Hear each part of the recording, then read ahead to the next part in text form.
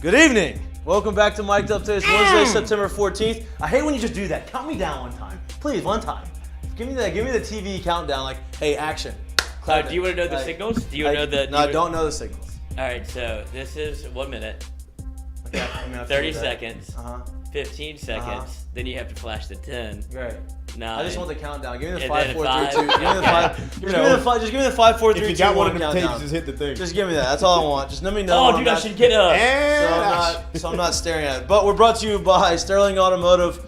We have another show. Great show today. We have a show. Hopefully it's great. We think it's great. Hopefully Not another show. You think maybe not another show? No, we're gonna have plenty more shows. Bad attitude. I don't know bad attitude. Who has a bad attitude? Not me. Not me. Not me. I don't have a bad attitude. Bring your personality. When the lights come on, that's when you perform. It's time to perform. That's all that matters. You step across. That's not who I was gonna quote, but you step across the lines. It's time to go. You forget what happened at home. You forget what happened in the clubhouse. You forget wherever issues you have. It's game time right now. It's game time. Not saying we have any issues because we don't.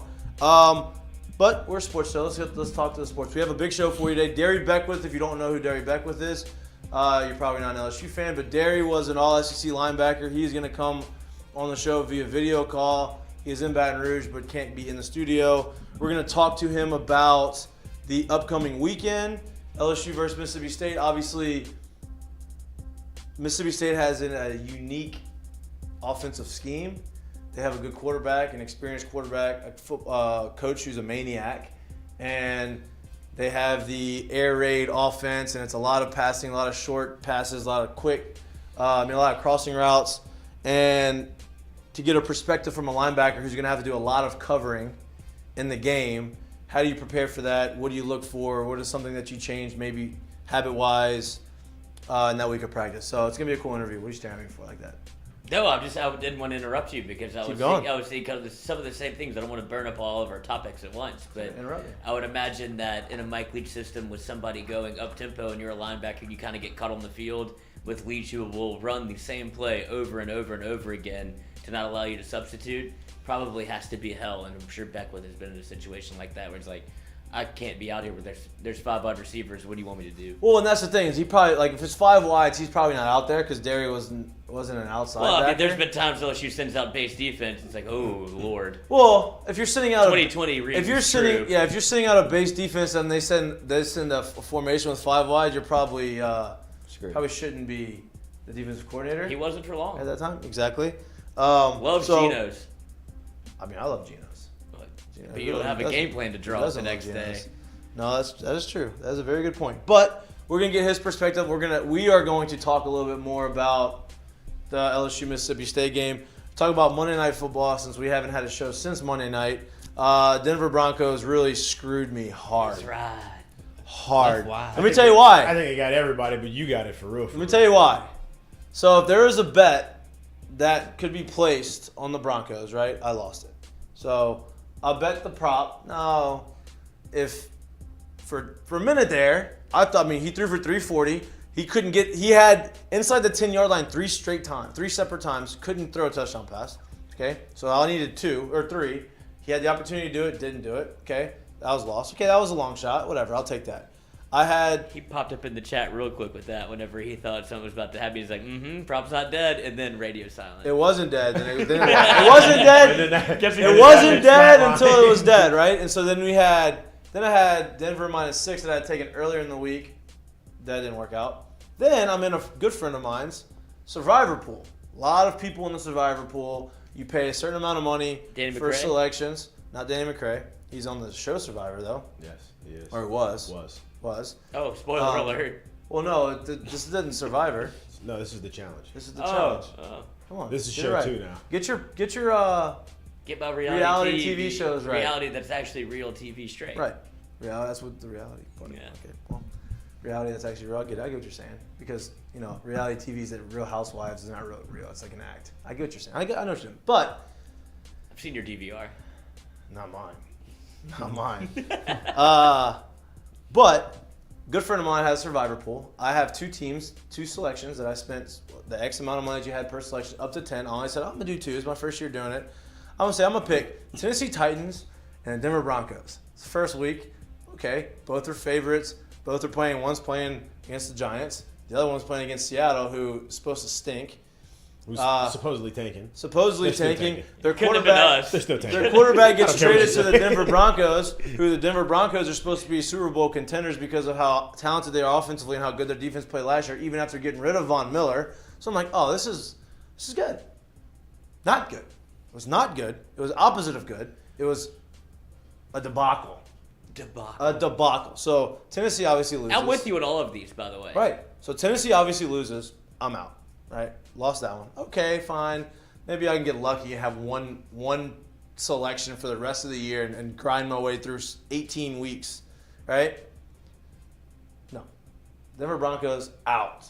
Lose. So both teams out week 1. First year in Survivor. I'm done. Just mark that off. X, I'm out. A little donation to the group. Hey, y'all, I don't want this here. Here's your donation to the I don't know if squad. that's ever happened to anybody before. I'm sure it's happened. I mean, there's a lot of people in this country that play a lot of some different Survivor pools. No, I'm not blaming you. I'm saying because of the way that week 1 it was a bloodbath. It was a bloodbath. Unbelievable for.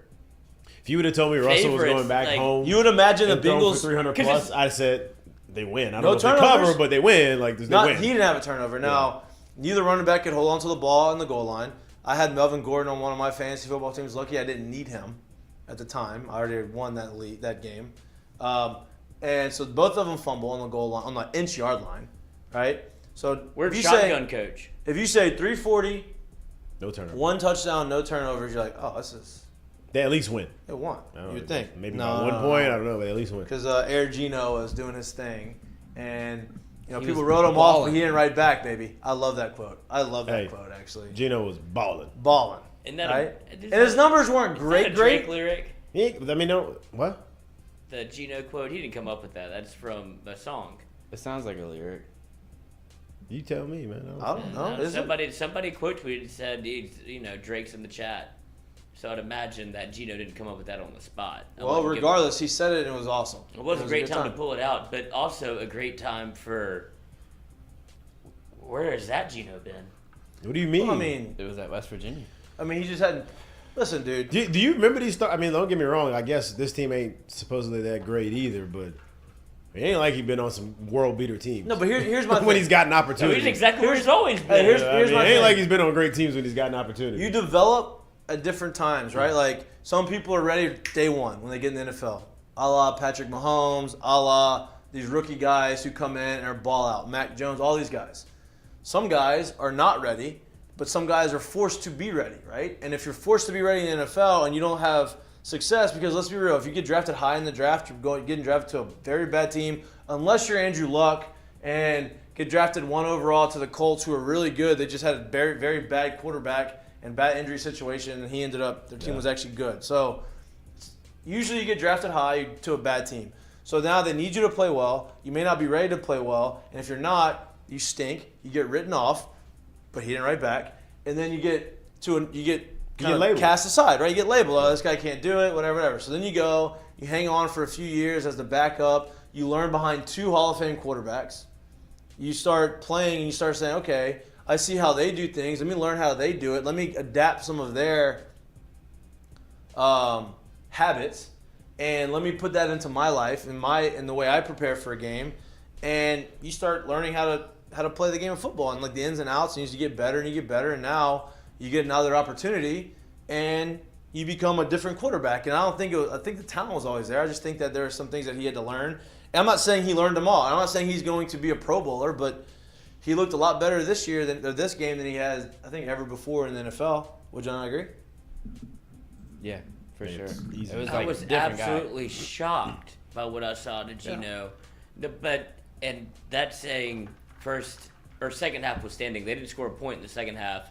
And I've heard a lot of talk about this going through from former players in the NFL, whether it be Julian Edelman, Chris Long, just some of the podcasts that I listen to. That you frequent? That I frequent, yes, in the car ride. Sometimes, no, I'm not gonna say it. That I listen to in the car.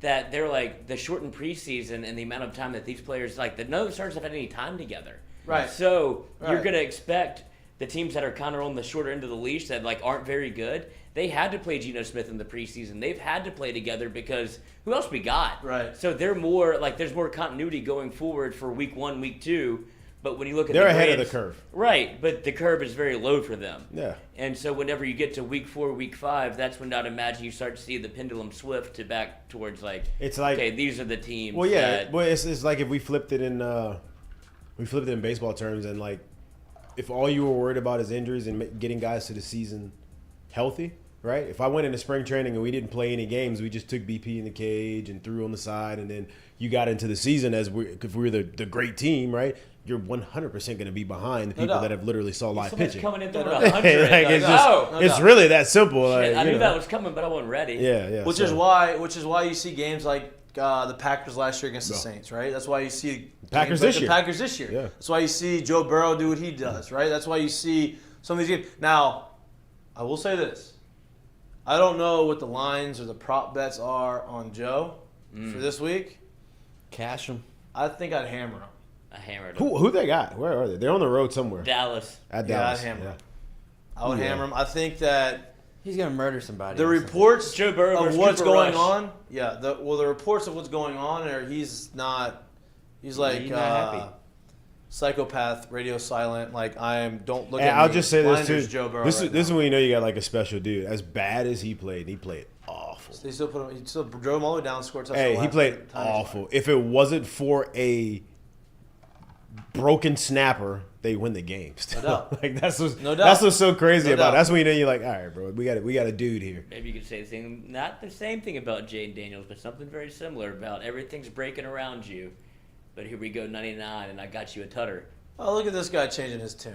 Boy, that's It's unbelievable. if we literally go back 7 shows, Unbelievable. the words that just came out of his mouth sounds like a different Unbelievable. human. Somebody watching us through two picks on Saturday. Who jumped into your body over here? Unbelievable. Watching But tape. I've been watching tape. Oh, okay. God. Yeah, you and Don't blow you're it. watching tape. Yeah. You're watching tape. Okay. Big news from the Colada show. Speaking of, Big flags coming. Oh yeah, Channel might be gone tomorrow. I think Jaden Daniels is. I think he's gonna have a really big week this week. Like I really do. I think he's gonna I think you're gonna see him sit in the pocket, sit in the pocket more. I think you're gonna see him make quicker throws. I think you're gonna see an offense that's starting to resemble the offense everybody kind of wants to see. And Right? it's the second week with that same O line. I think That's it's part of- that's- I will that's- say this. I do think it's huge for him this week, though.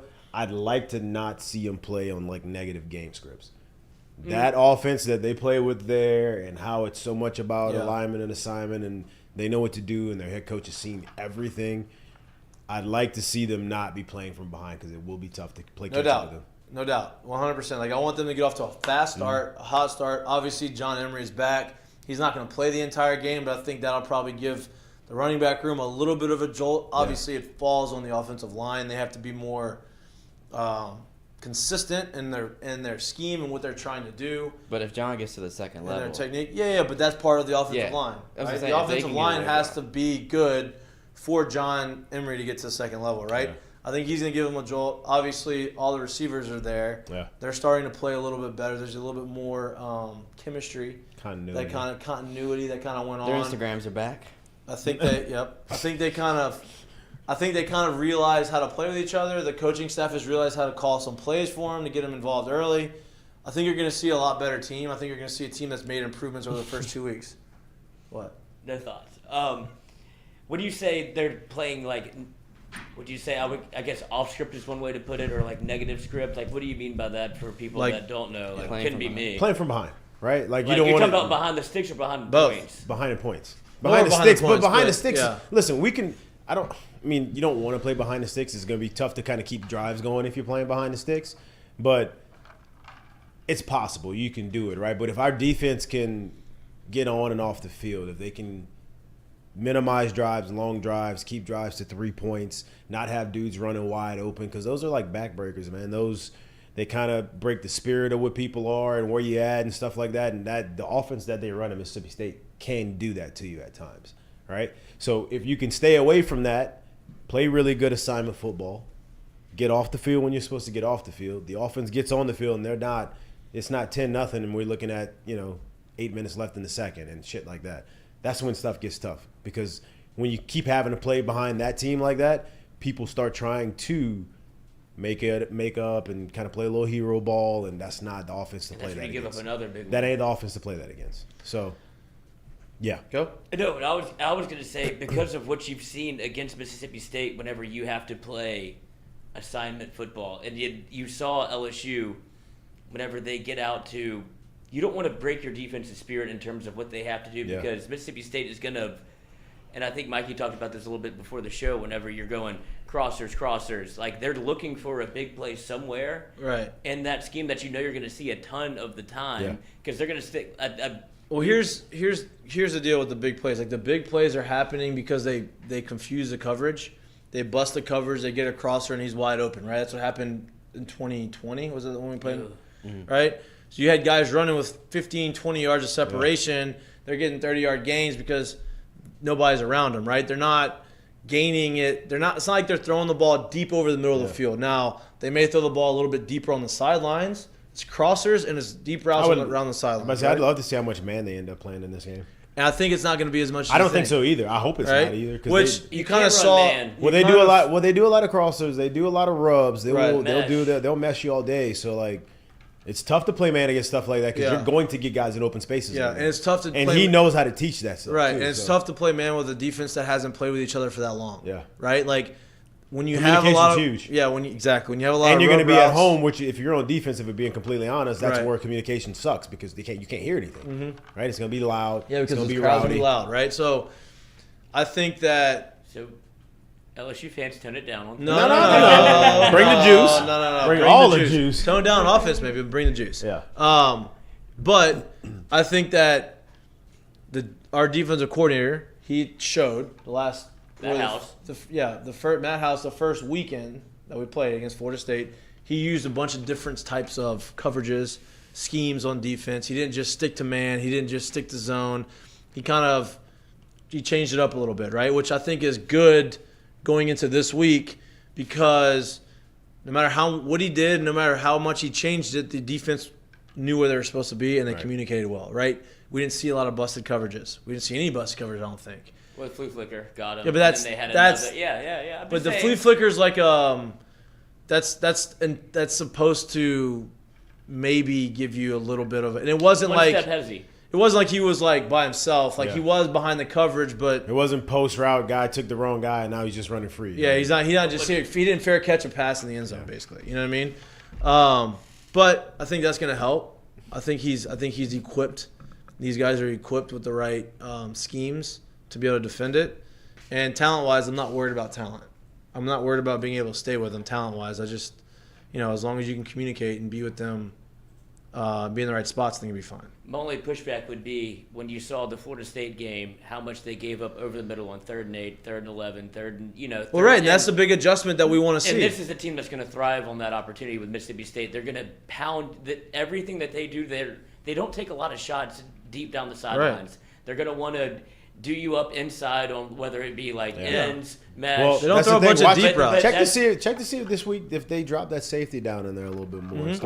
Start trying to rob that area. And which is why I like to change from moving Jay Ward from free safety to the nickel position. Right, I think that he's going to be a game changer in this game because he's going to have more opportunities. Huh? What? What'd you say? No. What'd you say? I mean, share with the class. Say it with your chest. Yeah. I just said I like the fact that they switched from Jay Ward being more in the box, which I don't know how good of a tackler he is because he loves to lead with his head. He's kind of like going for the big turnover, which Cordell Flott against Mississippi State got last year. But I'm hoping that maybe he's able to wrap up a little bit more in the box if that's where you want to put him because I guess they're dependent more on Brooks to be able to communicate better. Is that what that's what he said? Yeah, a little bit. And Brooks has been there a little bit longer. In the what? What do you? No, I can't say it. I can't say it on air. I can't say it. Okay. I guess. But you didn't help me at all. You just I don't know what you're saying. Grenades, John. Like you that can't was be so mean. You can't be telling secrets on the middle of the show when I'm part of trying to run the show. I want to know about it. You know what I mean? I'm trying as good as I can do. I was like, let's see if Lloyd gets out of this. I think I did a good job. I'm trying to do this, but I think that's a good move. I think that the communication part's key, but I think that Jay Ward is going to play better in the nickel than he did in the safety position. And leading with his head, I think it's more about the shoulder than the head. No, but he's not rapping. He goes for the big hit. Yeah, he does. He does what a lot of people are doing now, is going for the big hit and not wrapping up. Right? They're not, being the sure tacklers, and hopefully that's the adjustment that we want to see. That's part of getting off the field. That's part of being where you need to be and doing what you need to do. So, I don't know. We'll see. I think the defensive front's going to be really good. I think problem with Mississippi State is they get the ball out quick, so it's hard to get to them. So it's going to fall a lot on the linebackers in the secondary. Yeah, got to make tackles in space, right? Yeah.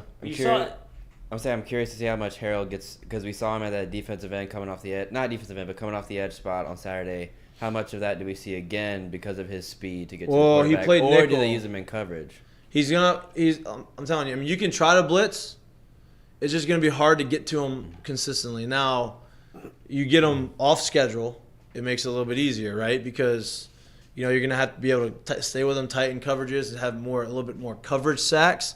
But if you get them back and they have to have a little bit, make the guy go down the field a little bit further, we have a lot more opportunity to get to him. So I think it's going to depend on what the game is, kind of how it's unfolding, how they're going to use him. But I think he's going to be used a lot more this game than he was the last couple. Mississippi State feels like the ultimate. If you can get him off schedule, you feel like you kind of take control of the game offensively and defensively. Like LSU has the perfect juxtaposition between 2020 and 2021. Whenever 2020 they tried to run a ton of man, Bo Pelini had really no plan, it felt like, and they put up a career high in every offensive category maybe ever in the SEC post Joe Burrow. And then you see, all right, Durante Jones, first-time defensive coordinator at LSU, just drop 8 and see what happens, and that turned out to be a better game plan. You would hope Matt House has the ability to kind of, I don't want to say blend both, but more of like not such a vanilla strategy of like, let's drop 8 and then. And I think he does, because I think that you had to learn that in the NFL, right? I think you had to learn that to be able to compete with some of the teams in the NFL. If you run one coverage in the NFL, you're going to get absolutely hammered. You know what I mean? Like, I know he wasn't the defensive coordinator, but he's still around him. He's in the rooms. He understands how this thing works. Like, he got the job for a reason. I think that he understands that. I think coming from an NFL scheme helps you so much in terms of this particular game plan. Whenever you have, a college system that runs one thing. The NFL, they're prepared for multiple things. I would imagine. I think it's. And they're like, well, we have coverages for this. But here's the thing: like, if you talk about a Bo Pelini, you talk about the NFL, right? Like, to me, the NFL, because of the movement you get with coaches, like you don't know what you're going to get. Like, as far as for personnel wise, you have to be way more adjustable, because you're not going to have the margin of error is that much smaller, right? Like, go look at all the dimes that was dropped this week in the league. Like, throws like that get made on a everyday basis in the NFL. So if you can't be like, I can't just sit there and say, well, I'm a man-based coach and that's all I really do, and then you get the job and you don't really feel like you got the personnel to be able to run that. I'm gonna have to be able to adjust really quick, or I'm not gonna have this job real long, right? Like, that's kind of how the NFL is, whereas Bo's always been a man-based type of scheme, right? And the margin of error is a little bit bigger here, right? And it's tough to kind of, make those changes right there if you don't really have the personnel. I think that's the benefit of having a Durante Jones and Matt House, people that have been in the NFL, and they're like, you're gonna want to run. Well, the problem with Durante, he didn't get to run what he wanted to run. Like, I'll just say it this way, yeah. Well, no, but even against Mississippi. Well, but look, I'll just say it like this: like, if you had Bo Pelini, like, just say he came in that year and that happens, I would imagine his year 3 defense would be way better than his year 1 defense, right? On scheme facts, he just didn't have the manpower to run what he wanted to run. It just didn't work that way, and he was very bullish with it. Jr. That's one player, dude. He also played hurt. Like, that's one player, and don't get it wrong, he's a defensive coordinator, not a defensive backs coach.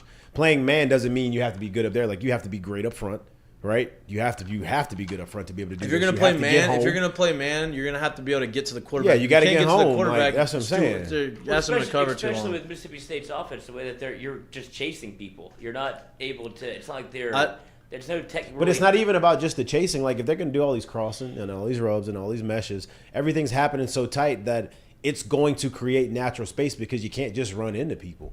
So if you're running man all day, like, yeah, you're gonna get waxed. I think Mississippi State's a little bit underrated this year. I don't think that people are giving them enough credit, because they're Mississippi State, and the last few years with Mike Leach, they've like had some big games and then they're duds the rest of the year, right? Like they kind of get figured out and they're not consistent.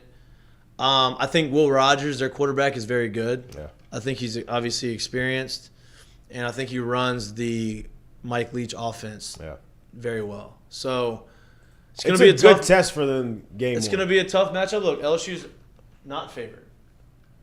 They're plus 2.5 at home. At home. Right? So Name the last time that's happened outside of Alabama. I can't tell you. I'm sure I'm sure last year. I'm sure there was a couple last year. A&M, they were definitely the underdogs against A&M.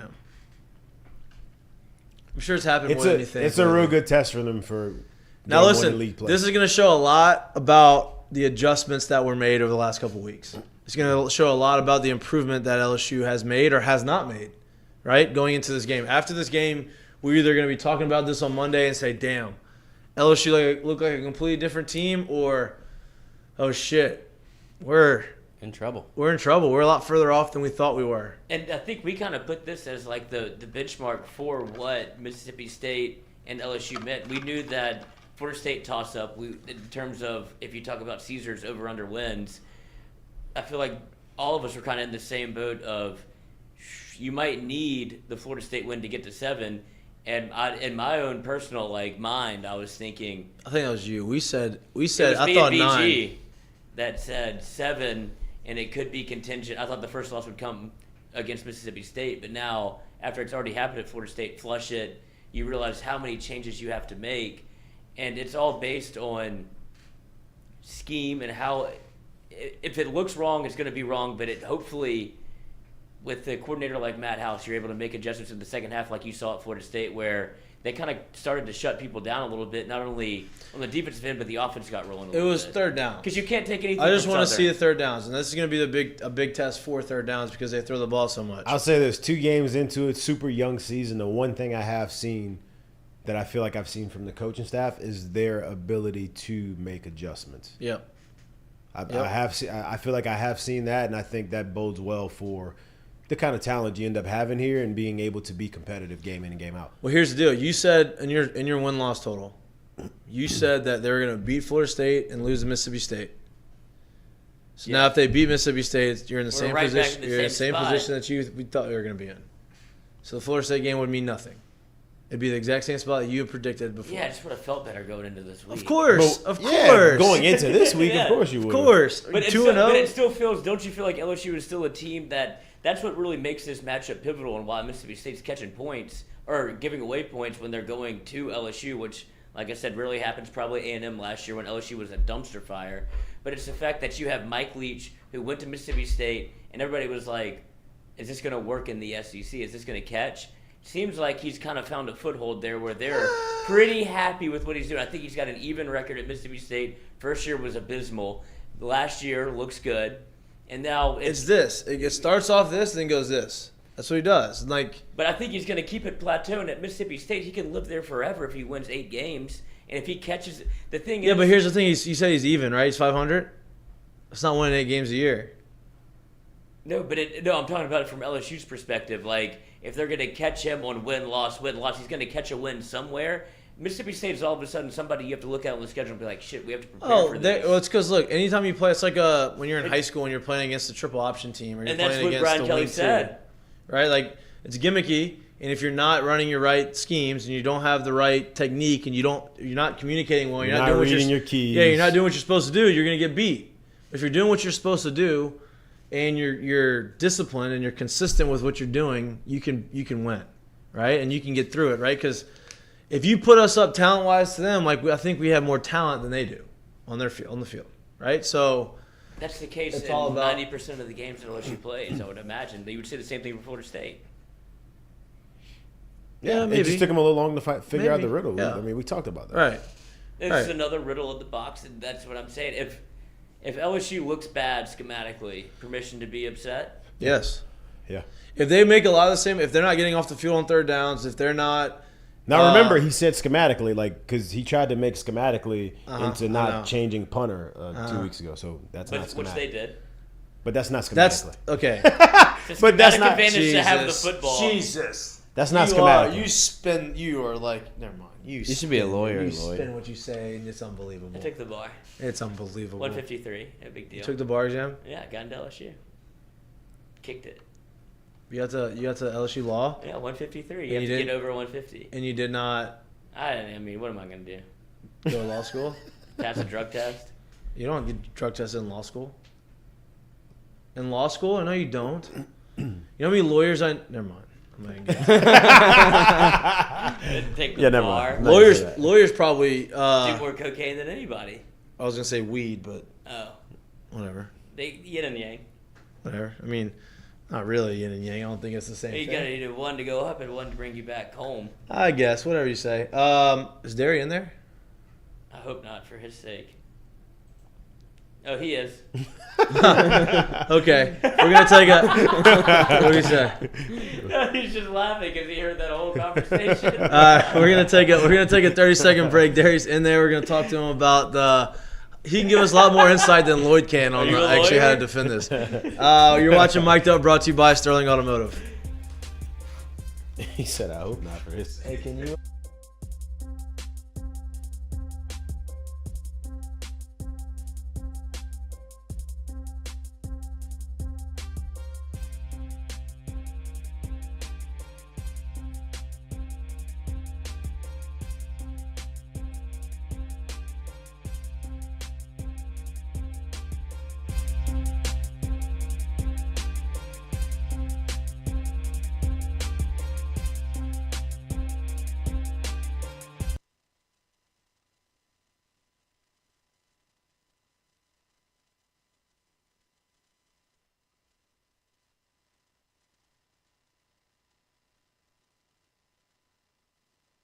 Today's show is brought to you by Dos Equis. Here in Louisiana, we like to have a great time. If you're looking to be the life of the tailgate, check out Dos Equis mini kegs. Hold 16 beers, easy to tap, easy to pour, easy to chill. Check it out. Become a life of the party. You're welcome. Can you hear me? Okay, perfect. How y'all doing? I'm doing well, man. Doing well. Thanks for having me on, man. I enjoy watching you guys, man. Y'all. Absolutely, man.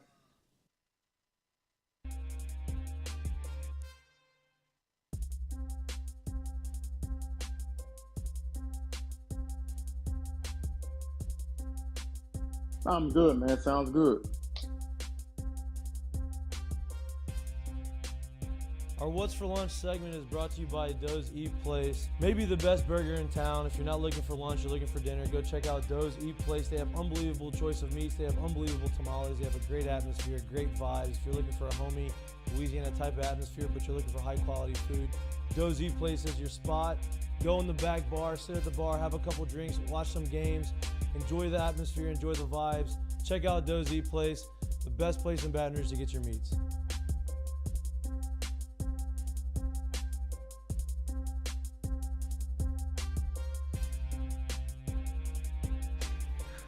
Welcome back to Mik'd Up. We're brought to you by Sterling Automotive. Did you see how much smoother that went through in the transition? Lloyd doesn't like that. I know, because more work for him. Yeah, That's Well, that's but I mean, I guess I could go lefty and do it. yeah. and come It's so over much here. smoother. Yeah, I understand. We're on the same page at that You point. gotta even out the. But that's not what's important. What's important now is we are joined. Former All SEC linebacker Darry Beckwith is with us. He's going to give us a lot better insight on the defensive side of the ball than Lloyd was trying to give just now. You did a good job. I think you did okay. I think Darry's going to do better. Darry, thanks for being on, man. Thanks for joining us. Something? Man, thank you so much for having me. And first off, Lloyd, if you want to go be a lawyer, please pursue it, man. Do not let them discourage you, okay? So if you want to go, hey, I know you got accepted to law school, so go and finish, get your license, whatever you have to do, and go be a lawyer, man. Do not let them guys discourage you, bro. I think you'll make a great lawyer. Hey, here's the problem. Is I don't think anybody's going to hire him. I don't think he doesn't have a trustworthy face, I don't think. The other problem is I didn't take the bar or the LSAT. Hey, he's lying. He's a liar. Actually, he probably could be a good lawyer because he's a liar. It's fine. Your first mistake of the show was listening to anything that came out of his mouth. No doubt. No doubt. I did. I saw a lot. I'm a little disturbed. Not gonna lie. But other than that, I'll be fine. I look. Trust me. I'll get through the show. I promise. Darry, I'm from the Ronnie Ranch tree, so you got to know who you're working with here. I just sports shorts. Oh, trust me. I already know, man. I already know. Darry, let's get to it, man. I appreciate you coming on again. Tell the people what are you up to now since your time's at LSU. I think you're living in Baton Rouge. Give everybody a little bit of background on where you're at. All right, so yes, I live in Baton Rouge, Louisiana. Currently reside there. I've been in the insurance business roughly 10 years now with State Farm. But 6 years ago, I established an organization called the Darry Beckwith Foundation, where we help high school student athletes in the area give an identity outside of sports. And we do different things as far as enrichment programs. They learn about financial literacy. They do internships. And so every month we try to do something for them that's a career-based outside of sports. We also feed a local high school sports team every month. We also going to start a financial literacy program across the East Baton Rouge Parish schools in Ascension Parish beginning in the spring of 2023. And we give away scholarships. So we do a lot. That's awesome. But the main thing is to let high school athletes know that they can have an identity and they will be just as successful when sports does end, because it will one day. Yeah, and that's the hard thing for an athlete to kind of grasp and get over, right? Like the retirement part, whether that is at a high school, at a college, you go to professional ranks and you're done playing after 1, 2, 10 years. You know, that transition after is always difficult. And, you know, obviously me and Jared have done the same thing. And so that's an awesome thing that you're doing. I think it's a good thing to get the kids thinking that way early on, and I think it's going to benefit them. So, you know, kudos to you, man, because that's awesome, hard to do, and I appreciate it. Let's get to football. You're in Baton Rouge, so I'm assuming you're obviously been paying attention to what's going on right down the street at LSU. Obviously, they're going through the transition period of a whole new staff, new coach, new voices in the locker room. What have you seen through the last 2 games? Obviously, you had Southern and you had Florida State. Have you seen a difference in the way the team is kind of run and kind of the things that you've seen, and what are some things that you wish you can see better? I think for Florida State, what I saw, I think it's 2 parts to that game. And like most LSU fans who are extremely unrealistic, and they think that what do you mean? Everybody's realistic over here. What are you talking about? What are you talking about? No. Mikey had him winning 10 games going to the national championship. That's not true. No, that's not true. No, not at all, Mikey. I think for the Florida State game, it was 2 different halves to that.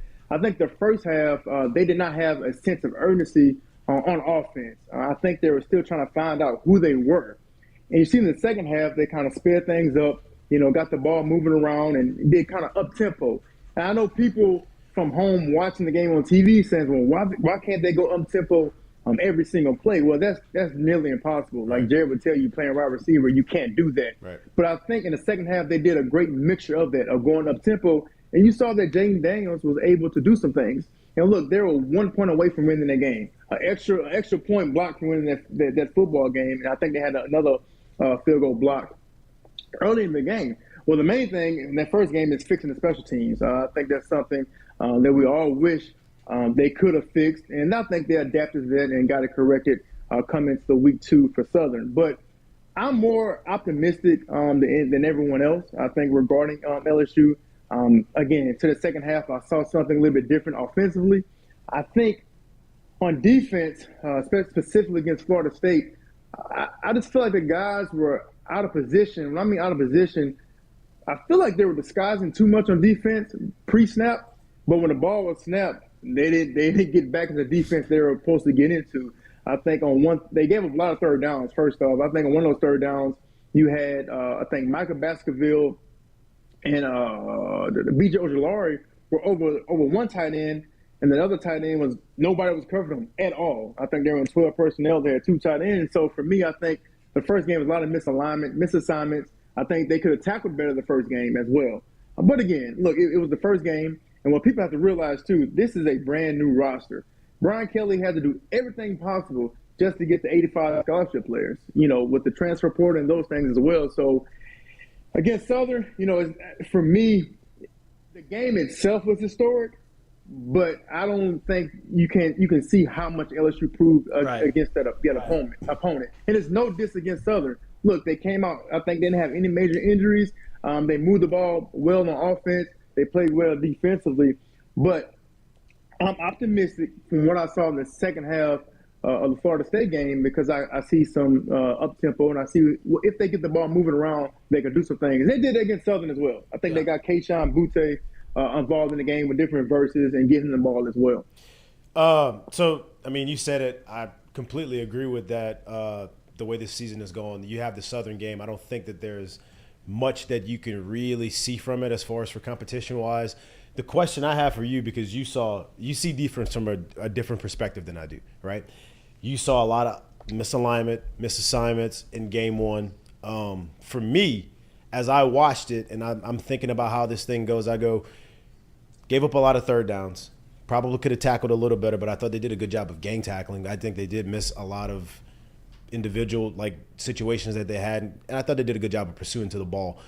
When you see the Southern game, and like I've tried to tell them, I've said this a lot of times, when you have a school like this, you watch a game like that, this game should be over in the first half. That tells me a lot about how things are being coached and where things are, because it shouldn't be close. You see it like that. You see the way things happened in the first game. Do you feel like where this team is right now, there is a lot of room for growth, but where they are right now, do you feel like, man, I like what I'm seeing because of where they were, the amount of new players that came in, and the amount of new coaching and new voices that came in? Do you like the way they've been coached up and what you think you've seen so far? Absolutely. Look, they corrected a lot of stuff after game one. You saw different offensive line lineup. I think you saw more linebackers play against Southern. If Brian Kelly and that coaching staff didn't care about the season, if Brian Kelly made an excuse, oh, look, we got a bunch of new guys, we're going to roll with what we have, right? If you saw them making that excuse, then I would be worried. But they're not making an excuse. They made adjustments going to game two. Look, Malik Neighbors, I know he muffed 2 punts against Florida State. I know previously Brian Kelly in a week said that he was going to keep him at punt return, but he didn't. He had a new punt returner back fielding punts. I think you saw more linebackers. You saw Michael Baskerville, who finally got in the game. They took Harold Perkins, who needs to be on the field. And I know people want him to be that inside linebacker position and play immediately, but people fail to realize, too, coming out of high school, if you're faster, if you're bigger, and you're more athletic than anyone else, you could just run around. It's a whole different ball game when you get to college and you asking your man to line up off the ball and read these offenses and these run pass read offenses. It's extremely difficult. But what I like what they're doing with him, they put him at outside linebacker. Don't worry about any assignments, Harold. Don't worry about any of that right now. Just rush the passer and use the athletic ability. So I saw them do different things like that defensively. So that's why, for me, I'm extremely optimistic because of the changes that they made. They're not stubborn. They're not stuck in their ways, and they're willing to change and adapt to be successful. Yeah. You're talking about the linebackers, and that's a perfect segue into my next question because they're playing Mississippi State this weekend, right? Obviously, Mike Leach and Mississippi State, they have a very unique offense. They have the air raid offense. They like to throw the ball a lot. They run a lot of crossers. They have a lot of mesh routes. They try to confuse the defense with a lot of the type of the scheme that they run, right? Which puts the linebackers in a position where they're going to have to cover a lot more than they probably normally do. How do you prepare for an offense like that? And as a linebacker, what is your strategy going into a week like this? I think defensively as a unit, you have to be extremely disciplined. And you have to be like short-sighted and have a short memory in a sense. Because a team like this, you're going to give up a lot of passing yards. If we go back to a year ago, if you look at the stats, Mississippi State outgained LSU a lot in that game. But one thing they didn't do is that they didn't outscore LSU. Right. And when you play a Mike Leach team, you have to bend and don't break and keep everything in front of you. And so, from a fan perspective, I thought they should have played, more man against Florida State and not so much zone, okay? But with a team like Mike Leach, this is going to be a zone game. The reason you cannot play man is because what happened 2 years ago. That's not good. Let's not do that again. I know. I had the worst soundbite ever with Coach Bellini when I went on Moscona when they hired him. I was like, it's the best hire ever. and yeah, it didn't work out. Anyway, so this is going to be. Wait, what about it didn't work out? I don't know, man. I had high hopes. I don't know. Look, Jared was there. You know, when Bo Pelini was there. I don't know what that was. I think it was just linked. I don't know. I don't know. I have no idea. The welcome back tour was just a little unsuccessful. Oh man, I think the money too. He's like, screw it. Like I believe everybody still got to pay me. So yeah, that wasn't the boat I knew, right? Right. Exactly. Anyway, another round on me. This is gonna be a zone. You're right. It's gonna be a zone-oriented game through the simple fact that you want to keep everything in front of you. You have to limit how many people that you rush, because if you rush too many people, they're gonna hit these little dink and dunks right over top of you. So for me, the game plan is to rush 3, drop 8. Rush 3, drop 8. And if you're watching from home, as a fan, you cannot get bored. You can't say, well, why are they not blitzing? Why are they not sending pressure? Because if you do, the pressure that you, wherever you send it from, if you send a 5 blitz or something like that, they're going to hit you where you left that spot. So, is that because the offense is such a quick hitting offense? Is that because they get the ball out so quick, right? You don't have time to get to the quarterback. Absolutely. Yeah. Absolutely. They're not worried about deep routes. They're worried about like these little 5-yard ends, a 10-yard dig, and things of that nature. So if they keep everything in front and tackle well and take great angles, then I think they'll be fine. If you don't tackle well and you don't take great angles, I think that's when you have the recipe for disaster. When you face a quarterback that's experienced and that's elite, I say elite, experienced and has been in a system that he seems to thrive in, like Will Rogers does at Mississippi State, is the discipline and the staying within yourself and doing the things that you just said. Is that the most important thing, or there's other things that you can do to try to confuse him? I think you don't want to disguise too much, right? Because like I said, I think they struggle with that the first game. So if you struggle with it the first game, this is not the game to try to disguise pre-snap. Whatever you're running, just get into it. Like, don't worry about rolling coverage and all those things. Just get into it. And just be disciplined. Mike Leach probably runs 5 plays. That's it. 5 plays, but they run it at an extremely high level. Yep. But if you just do what you're supposed to do your assignment, and do not try to do too much. One guy on defense cannot be a hero. One guy on defense can't figure, I'm gonna jump this route because I feel like I can, or I feel like I can. Maybe whatever the case may be, you have to be on one accord. It has to be they have to be all together in one unit to be successful in order to win this ball game or stay in it. As far as being an optimist about this situation, as far as for opponents to face in your SEC opener, could you have picked could you handpick in your mind right now a better team for them to be facing right now in the league? I don't know, because personally, I feel like every game that they play in SEC is a toss-up. Yep. Like somebody asked me today, man, how you feel LSU going to be? Like, are they going to win? Or I said, I have no idea. Like, I wouldn't be surprised if they won. I wouldn't be surprised if they lost. I just think specifically the SEC West is just ridiculous. You can compare it to the NFC West. Or whoever division one in the top division in NFL. So it doesn't matter who they play. I think every week is going to be a tough opponent. Now you will like them maybe play somebody like Vanderbilt.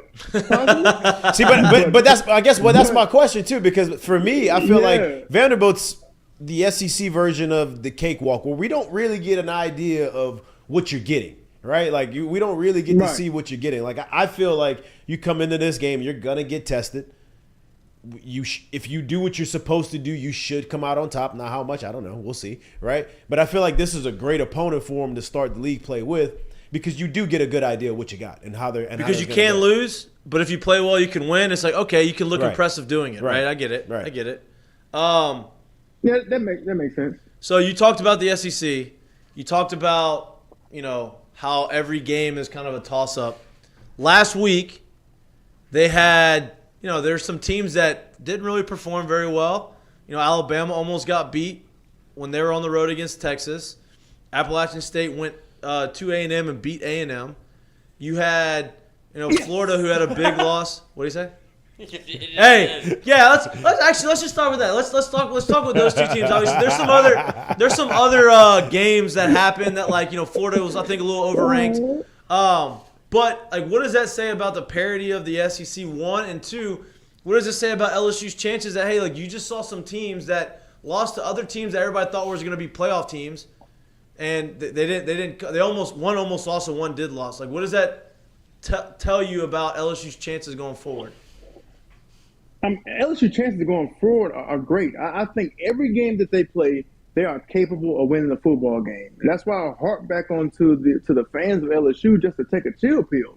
Like, if you really look at it, they can be in every football game. They can win every game. It just depends on.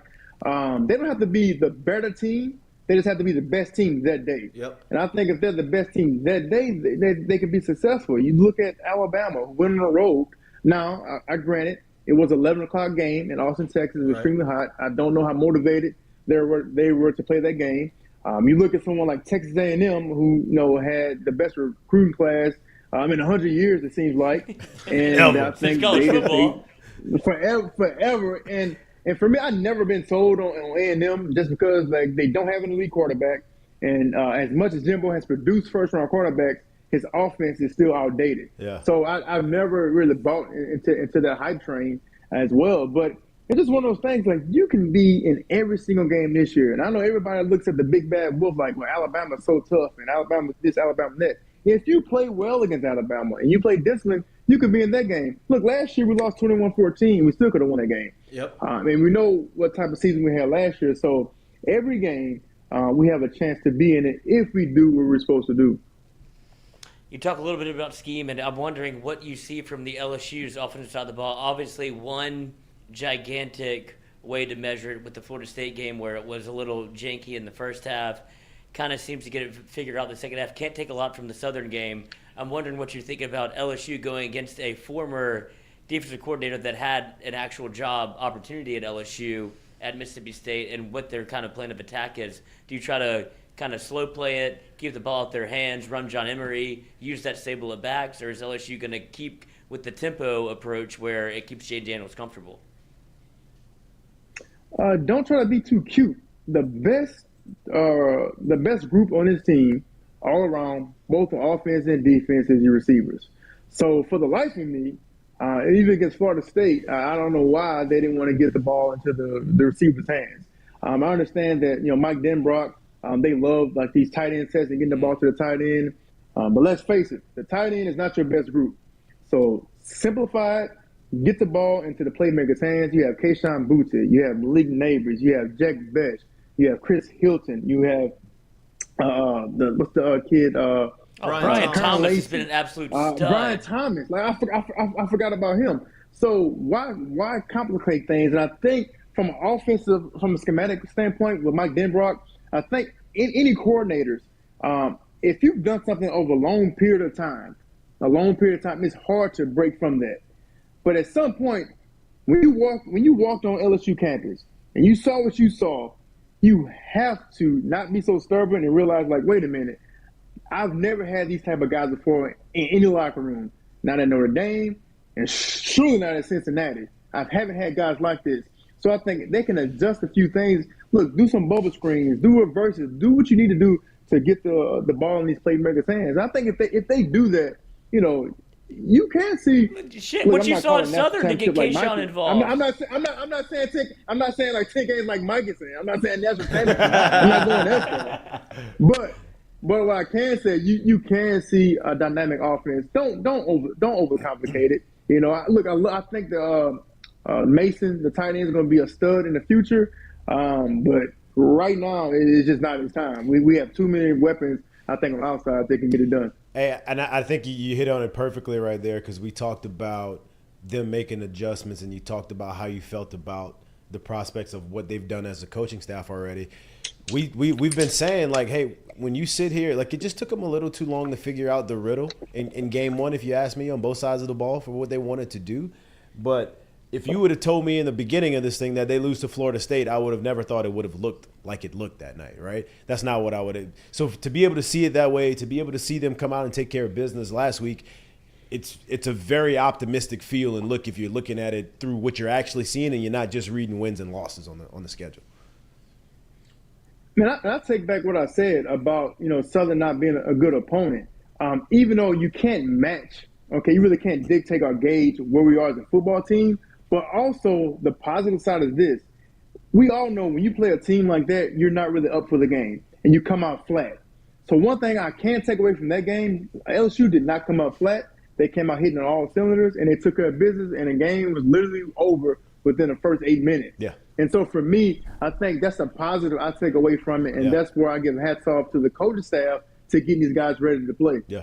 Darry, if you're on defense and you see that man wander off to the 15-yard line, what's your first move? Well, nobody saw him. The fan. I mean, nobody saw him. He literally was walking the field while they were running the play. So I think nobody saw him. What if we go sweep that way? Yeah, what if we go screen pass, you cut it off, and you read it, and you pick it off, and you got a guy, And this guy Marwan's standing right in front of you. there. You run him over, or you run around him? No, I'm not. I'm gonna stop. I'm gonna shake his hand. That takes a lot of kahunas just to sit there and walk on the field. I saw a meme where they said when he walked on the field, he looked like someone's grandmother walking on the front porch just to see who's coming to the Wait, driveway. that's exactly what I said. That's exactly what Darry all you said. needed was like his morning coffee. He looked like he was in a robe just looking at like the sunset. Like, oh, look at the sunrise right here. This is such a great day. God, I feel awful for that guy's parents. They probably did a wonderful job of raising his kid. He probably went to a private school, had the best education. But, This is one wild hair in life right here. He had to figure out how much he could drink. He didn't know. Yeah, he found acid in college. Man. It's the home opener for everybody, God baby. bless, man. Oh, that man saw God. Don't you worry. No doubt. Darry, Yeah, God bless. hey, Please. I appreciate your time, man. I appreciate you coming on. We're going to have you on again, man. You're awesome. You're great. We enjoyed it. Appreciate it, man. You're going to be at the game this weekend? You're going to be there, or are you going to just watch it on TV? I'm going to watch it on TV because last week I went to the game and the traffic was atrocious. Yep. And I that's don't awful. think I want to sit through that again. I don't blame you. Oh, God, that was awful. I don't blame you. It was That was terrible. Man, I appreciate it. We'll have you back on. And this was great, bro. I appreciate you. Thank you. All right, appreciate you, man. Y'all Take it take easy. care. All right, bro. Yep. See you. We'll see you soon. I'll go All take right. the bar. Yes, sir. Please do, man. Go ahead. Go finish that. But you're not representing me. Have a good one. Better call Lloyd. Oh, man. That was great. He's got good insight. Yeah. He's a man. He's the man. Dude, I mean, if I you can figured get- he would. If you can get through a Roddy Rant-led show and be able to carry it, you're in good hands. You got a guy that can be able to bring you some content because Roddy will literally drop the rundown in your lap. Show started at 10, probably 10:01. He's like, all right, here we're going. Well, I'm glad someone else finally came on and said this because I'm just telling you right now. Bo Pelini round one Yeah, it was great. No, listen, awesome. I know and that. I'm not just talking about just because you saw his like defense perform. Like I wasn't in the building. I don't know what he did. I don't know how things went every day over there. But he was awesome and he was the man on that side of the ball and it was great. It wasn't the same way around too. And I don't know what to contribute that to. Yeah, I don't know listen, what sequels, would work. Sequels very seldomly are better than the first one. Well, yeah, Is there there you go. any room to blame Coach O in this thing? Maybe he didn't let him run his defense like he didn't let any other coordinator coordinate. can- Like I why is don't. Bo I'm Pelini gonna be catching- honest with you. Look, I would say Coach O might be a little more of an imposing figure, but I can promise you ain't bossing around Bo Pelini like that. That's all. I'm gonna leave it at that. You ain't bossing around Bo Pelini. Like, Love that about it. I think it was just Bring him back. I think round 3. Round 3. I think it was just more about Vegas. maybe a little outdated. Hey, we're gonna run man. We're gonna do some of the same things I was successful with, but 2003 Little LSU bullish. defense. Well, Yeah, it's a little bullish. 2005. yeah, it's okay. You know, it happens. Game's changed a little more fast paced right now. It's not part of it, but I mean, I think Darry said a lot of the same things that we were talking about as far as like, you know, the optimistic part of LSU and what he saw, as opposed to what he didn't see, right? And I think that's the important thing is like let's focus on the things that we saw and the things that we are going to get better at, and get better at the things that we weren't good at. But let's not say, okay, that's our team is going to be bad because of all the shitty things happen. Because there were also some good things that happened too. Because I mean, I guess that's why I asked the question to him. Because think about he talked about misalignment, misassignment, missed tackles, and stuff we saw like that, right? Think about what that looked like against Florida State compared to what it looked like in the past couple of years when it was misalignment, misassignment, guys running free, touchdowns with nobody within 10 yards of the guy, people throwing their hands up looking at each other. It looked a lot different. The gap was, instead of running 15, 20 yards free, you're 2 steps off. Yes. Right? So, like, you know, or, hey, you were, you know, a step behind them, and so, like, you didn't get a better angle on the tackle or whatever. So it was a lot smaller of margins of why you were missing, why the assignments weren't right, why you're missing the tackle. So, for me to, you know, they go through a month long of camp, you go game 1, to be able to bring the gap that much further down that quick, to me, I'm like, all right, man, like, I know they lost this game, and we all think they should have won this game, and I agree, right? But I'm like, man, I don't know. If I keep watching them the rest of the season, I still wouldn't be surprised if they end up with 8. If they can keep doing this. If they can keep the voices of the team, if they can keep the mind of the players and keep them engaged this way. Listen, here's why we can win 8. I think they steal somewhere against somebody that they're not supposed to beat. This is why we can steal. They're beating I don't. Bama. Obviously, Vegas does. I don't. Here's why I think we can win 8. You look at the A&M game. They got beat. Right, obviously it may have been a one-off, but maybe not. Right, like they have flaws in their system armor too. Right, like they have chinks in their armor. They don't know what's they're not hitting on all cylinders. Alabama's got some things they need to figure out a little bit too. Now they're on the road, true road game, 11 o'clock. I know there's a lot of excuses you can play, but still a Nick Saban-led team. Those excuses shouldn't. He doesn't like those excuses, right? Like, well, he never plays those games. Right, he doesn't, but. You would assume that they would be prepared for those games. They were not. Maybe whether it's because the players didn't take the coaching or whatever the reason was, right? The offense didn't look great. They have a great quarterback. Their offensive line didn't look great. So they have things that they need to work on too. Like, listen, you can come out flat in that game, but hey, the second half comes like it's go time now. Like you've been playing for an hour and a half. It's time to go. Like there's no more sleepwalking through this, and. You know, it was a dogfight all the way until the end. So, no, they're not perfect right now. We don't play Georgia in the regular season. Tennessee looks pretty good, but I think Tennessee is definitely. I mean, they almost got beat by Pitt. You know, true road game. Still, but like it's a true road game when they come here. That's what I'm saying. Yeah, but yeah, like that to set up. I don't know why you keep saying that. I know you were in that arena. We were in that arena. I would not sit there and say, "Oh man, this is a home game for LSU in here." No, but it's not a true road game. Who cares? It's still noise that you're not going to hear. Like there's still half more noise than what you were going to get before. If it's a true road game, like it's still something. You know, like those things matter. Like the road game to me, as far as the team performing, that doesn't mean anything. Because you know what? Alabama true road game come to LSU. Tennessee true road game have to come to LSU. Like that doesn't. The fact that they play on the road doesn't mean anything to me. Like. They should be if they're that good, if they're good and they're ready to go and they're that much like they should win, right? The road game shouldn't matter, especially if you think that you're a team that is ready. One, Alabama, like that shouldn't matter to them, and two, Tennessee, if you're the team that's supposed to take the next step and you're getting all this hype, like go out there and look. Tennessee was a more impressive one than obviously Alabama because they was a ranked team, they played well. I think their quarterback's good. I think they're fine, but my point is they're not unbeatable, right? A&M obviously lost. That was not a true road game. Okay? Not a true road game. And they didn't just lose. I think they got their ass beat. I think they lost on Friday night. They got their ass beat. So my point is, like, all these teams, people were marking down A&M as a loss. People were marking down Alabama as a loss. Alabama probably may still be a loss. Well, I'm not saying it's not. But my whole point is, after watching last week, you should say, okay, we get this shit right. And we show up on Saturday and say, okay, these guys made these adjustments. There's a chance that you go out there and like these games we're not as far off as people thought we were at the beginning of the season. Like they'll be competitive in almost every game, which they have not been the last couple of years, and that should never happen. They were competitive last year in almost every game. No, Kentucky not competitive. No, they went to Kentucky and got boat raced. Ole Miss not competitive. Ole Miss got boat but raced. You can also go on the other side of the coin where you go.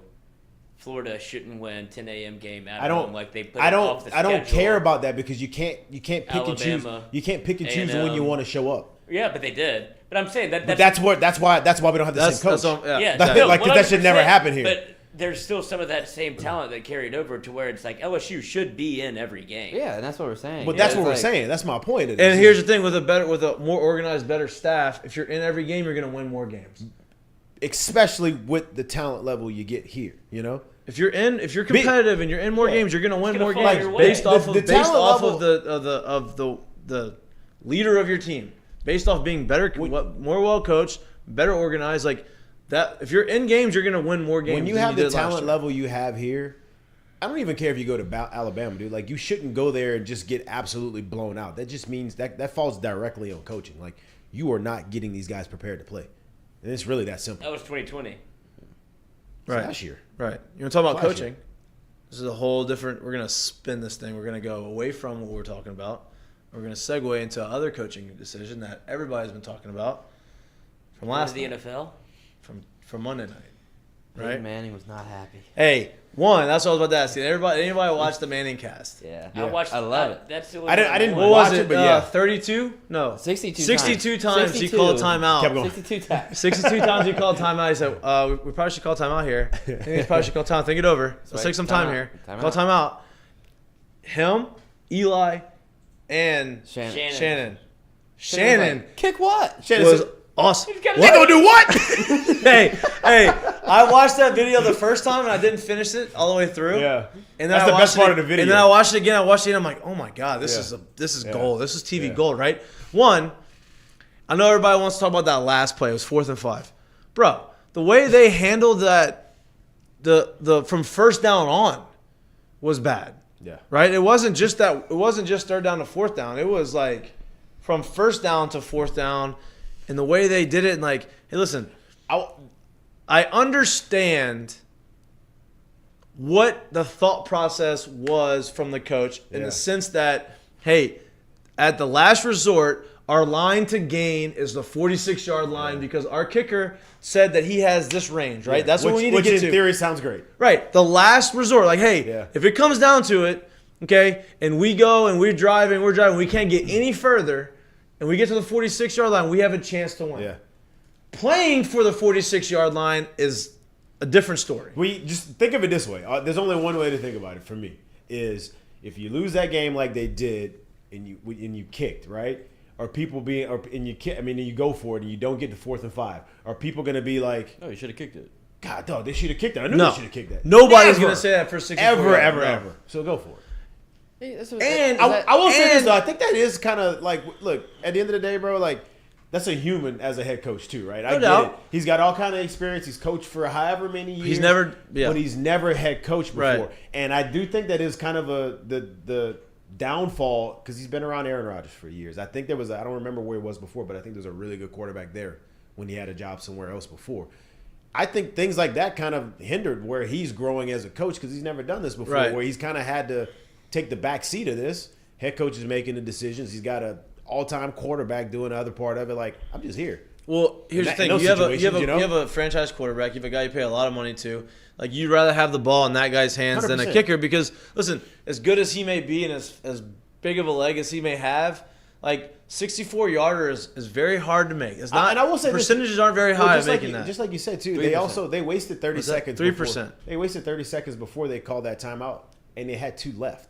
Right. Bro, run another play. Right. Well, and I know why they did it. They did it because they're playing for the field goal, so they didn't have time to. And all right, I explained that wrong because just like you said, I really meant like the entire rest of that drive. They did a bad job of getting to the line, running plays, moving the ball. They were moving the ball, but they were taking their time. They still had all these timeouts. Then when you get to that spot, they have run 30 seconds off the clock and call a timeout to kick it from that spot.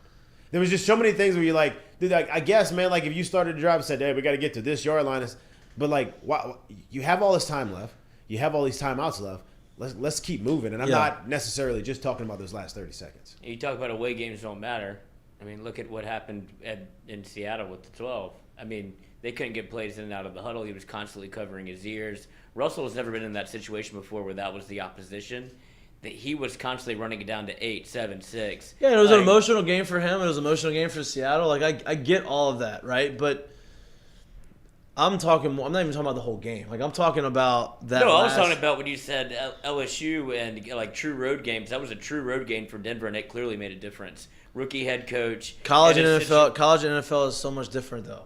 I would say college is harder. No, I would disagree with you. How? Wholeheartedly. There's 40,000 more people there. Because the crowd, because the actual guys on the field are not as good as the other. Like, it is a discernible difference of talent on the field from not even just talent, preparation too. Yeah. No, I'm talking about crowd influence. I'm not talking about the talent. I understand that, but when you have that much more talent than the other team, the crowd influence shouldn't matter.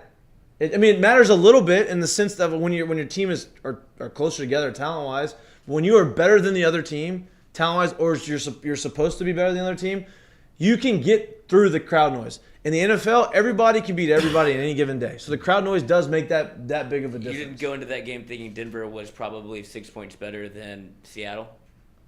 I mean, I did, but it's the NFL. Like, they're professional athletes. Like, you don't have... Okay, I know what he's doing. I know. But my thing is this: you're bringing this up, but what did you talk about pre-show? What did I talk about pre-show? You sat there and you literally talked about guys who played in the preseason and guys who didn't. So you're right now trying to tell me that you think the crowd had a more of an effect than them not playing at all together in the preseason. Right. I would tell you that you're crazy. Yeah. Well, I would say you don't get that same effect in the preseason. The crowd doesn't have 70,000 strong. He's talking about the reason why they played the way is because of the players. All those factors play together, would they not? Like, we haven't played together yet. Now we're going to a hostile road environment week 1 where we haven't been together yet, and we're not at home. I'd imagine if you look. Of course, that makes it difficult, no doubt. But what I'm saying is factor is all I'm saying. But what I'm saying, to say that it's harder than in college. I mean, it's harder in college than it is in NFL. I disagree with that. How? They're younger. They don't really know. Because the talent is so discernibly different. Alabama, the talent gap is bigger. The talent gap is so much bigger in college than it is in the NFL. Gap. I would disagree. I don't think the talent gap is that much bigger, but what I do think is that much different is experience. Not just the experience, dude, the preparation. The amount of time that people put into the actual craft at the NFL level. The amount of time of understanding, hey, this hand signals this, hey, this plays this, hey, we're going to run two, and being able to communicate that stuff, the amount of time is different in what they spend on that. So when you go into those situations, look, the crowd noise is, bro, it's 70,000, 100,000, bro, it's all loud. It don't really matter. Right. But if we're not doing what we need to do and we haven't done this stuff together, then that's where the difference is for me. So, like, that's why I'm like, crowd noise is kind of like.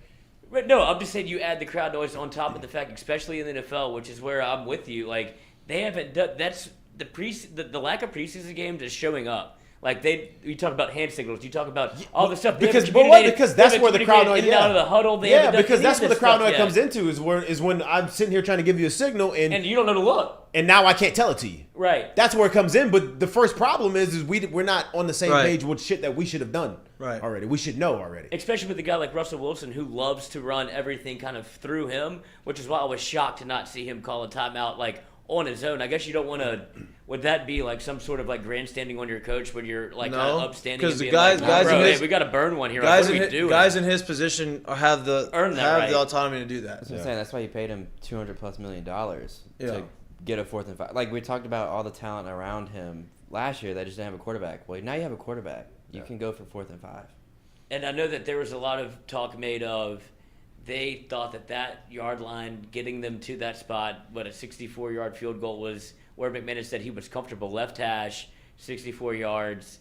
We're good there. And I guess that the head coach Hackett took that to heart and was like, we don't have to go any farther. Let's burn this thing down. Well, I was about to say, I think their problem was when they the way they approached that 64-yard kick is that, hey, this is where he's comfortable. This is where we got to get. Not, hey, let's push this thing as far as we can, as quick as we can, and we kick from where. Here's the other question. You get what I'm saying? Like, I think they approached it thinking literally coming off the sideline, just get to this yard line when it should have been, no, we're going to go as far as we can with this thing. Hopefully we get inside of that yard line, so you ain't got to do that. And these are two separate situations and two different, like, the pressure and the results of these things one way or the other are different, right? But this is the second time in Russell Wilson's career that in the biggest moment of the game that they are playing in at the time, the ball is taken out of his hands and given to somebody else. No, actually the first time they gave it to him. They tried early in the game. They tried to get I'm talking about the Super Bowl. Yeah. Instead of giving it to Marshawn, they put it in his hands.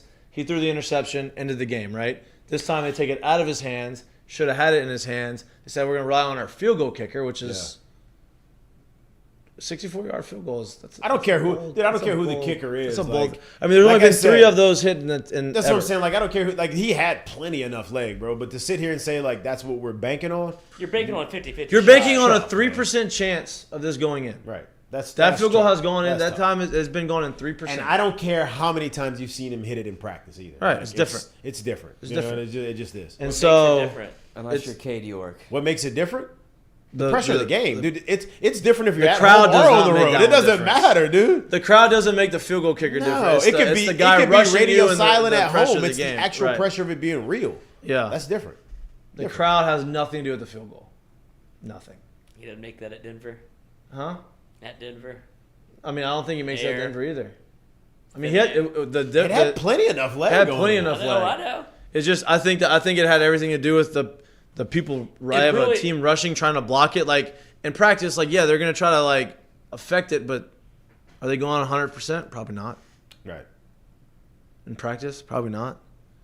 You know, I know you're With playing all devil's 11? advocate. I know you're trying to make points to the point. I understand. I respect that. I do. I respect that by you, but Spring the intermission. crowd.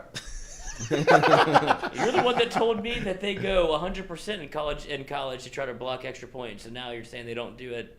This is not an extra point. It's a field First off, we're talking about the NFL. goal. and we're game. talking about the NFL. Yeah, they don't have guys trying to make the team.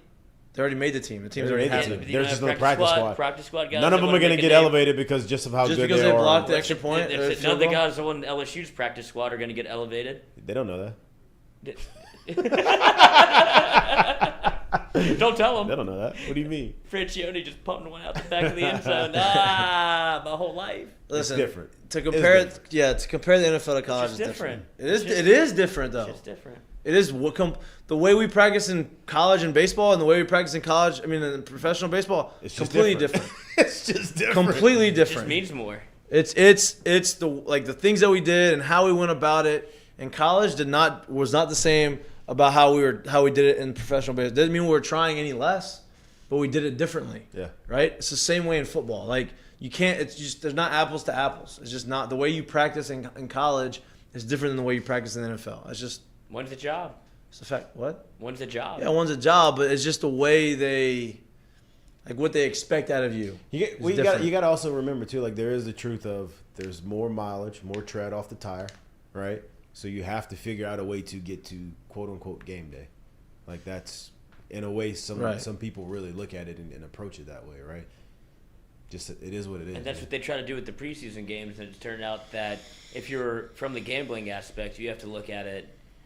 Man, the first 2 weeks might be a wash. Like you really can't. You might have to take the teams that have put out their starters on preseason. I touched on that a couple weeks ago when we were talking about betting on the first NFL games. I was like, I'd take unders on the really high scores, and just the first couple weeks, man, it's slower. Especially now, it's even more amplified now because they haven't played together yet. No one plays in the preseason, so there's not much continuity going on. There isn't much cohesiveness going on. Like Which is learning even more on the fly. impressive that Mahomes did what he did. Well, he played. Think about it though. He played in 2 or 3 of those games. That's why I want to say it because we get to watch. Yeah. Thursday night matchup this Big one. week is Gigantic. awesome. Size extra First large. one Amazon gets. They're saying, hey, Who's the announcing crew? oh bro, it's Kirk Herbie? Herbstreit, Is it? Kirk Herbstreit, Al Michaels, Oh damn. and Lee Corso. no, who's the other one? Who's doing John the? Madden. I think it's just two. There's just two. No, in the who's the booth. sideline? I don't know who's on the sideline. But those two are doing Kirk it. Herbstreit on the sideline in the wheelchair. Kirk Herbstreit. Bubba's on the I sideline. mean, yeah, Lee Corso. Lee Corso. Don't wake him up. Bubba's on Boy. the sideline in the forklift. I'm about to say, boy, how bad is that? Where Dude, is he? ESPN Where is throws he? some shit against Where the is wall. he? He's been doing some college. He doesn't. Does he studio not work stuff. for ESPN anymore? No, he's been on there. They rinse and repeat. He's been on there. Yeah, I but don't he- think he's doing actual He's game stuff. He's an analyst. Yeah, But he he's used an to do analyst the. now. He used to do the. No, Remember, so like I'm saying- remember Mark May? He used to be Yeah, like. yeah, Now yeah. he last year he did like the Mark May thing where he was in the booth and he was talking. Yeah. By the way, I'm not a huge fan of Joey Galloway. I don't know why. I don't like it. I never did like I him. never liked Joey. And he's Galloway. so pro Notre Dame that it's just disgusting. Yeah. It's like Joey. It's not the same over there. Bro. Yeah, Like, speaking just of stop, Notre man. Speaking of Dame, Notre Dame, how- Jesus, that's how are a the- dumpster fire. Well, I mean, I think A&M is more of a dumpster fire. No, because Notre Dame's quarterback's out for the year. Yeah, it's tough. They're going Yeah. through some. I They're think going through they're some going through I things. think they're well. happy he's out. They're going through some things. You know what I mean? But They don't have their family. they don't. Hey, listen. Grass Young coach ain't, getting grass tested ain't right now. always greener, Clover boys. ain't always greener. We have a non-conference slot now available. In That would be 27, nice. I think 28. that would be. I think that would be. Obviously, the storylines are right themselves. You know, you don't have to do anything. But that's that is 5. That's 4 years into the careers of both coaches. Yeah. Exactly. Perfect. They'll Right? both be exactly set. my point. Like they're gonna both be established. Maybe one won't be there. I Jim know Rod. Brian Kelly will be there because he signed a 10-year deal. Very expensive to fire. Unless Woodward Next gets couple fired, years. Woodward he's They're tethered Yeah, they are together. tethered together. Now, Umbilical cord. you know, Notre Dame guys, they may be a little different. Who knows? But maybe not. Who else would you see? Who else would y'all want to see besides Notre Dame? USC. Oh, damn it. Will we play them in 24? Oh, that's right. We already do play them. What about Michigan? I like a Miami. We've never game. played I like to see Michigan. Miami. I like come. Miami. I like Michigan. Coach I like O's on the Ohio staff? State. Like No, someone I mean, big like like a home that. Who else would I like? I want somebody that like we don't ever play. Oklahoma. They're gonna be. Oh, well, they're gonna be in the SEC. So Yeah, they're so not that's the gonna whole be- yeah. point. Yeah, By that the- was supposed That's- to. Oregon. Yeah. No, I don't really want to see. I mean, Utah? whatever. That's No. BYU. I like that. UCLA. What about Baylor? Baylor would be a good I storyline. don't That'd be a want good that one. at all. Wyoming. My top two would definitely be Notre Dame or Miami. Boise State. Give me. said- I would say App State, somebody but I said don't want them. No, I don't want to. Northwestern. I like that. Purple. Northwestern State. Give me the split jersey. I'm Questney. trying to think. I mean, who else? The Questney. Bring them back. I think a big, like obviously you want to replace You want a Texas with a big-time big, matchup. with a big school, high school. The big time matchup. Oh, I thought you said big time high school. I was like, No. I don't want to know. IMG. 3 of them are coming to this. What's campus our this other weekend. school that played IMG that they're doing a documentary on? Bishop Sycamore. Bishop Sycamore. Sycamore. Get them in Tiger Stadium with 90 thou. That's right. 103. Don't. I don't think you're gonna shortchange sell that one out. I don't think we're getting. If they're there, I don't think we're getting 90. I think Ohio State would be. Ohio State would be cool. Michigan would be cool. Teams that don't come down Well, here. Notre see- Dame would be. I think Notre Dame's obviously the one that like would be awesome. Yeah. You think they schedule that? You think Notre Dame accepts that? I don't know why Notre Dame wouldn't. Yeah, they play one or to Clemson. Clemson would be a good one. We We have already did. Clemson. We just scheduled 25, them. Though. 26. Yeah, Yeah. right before. It's those teams that don't play. It's ACC schools that don't play a hard schedule.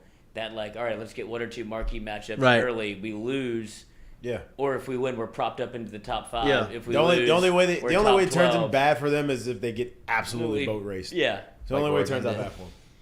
I thought it was funny. Oregon went from 11 to unranked, and Florida jumped up from unranked to 12, and then lost. It was just like, oh.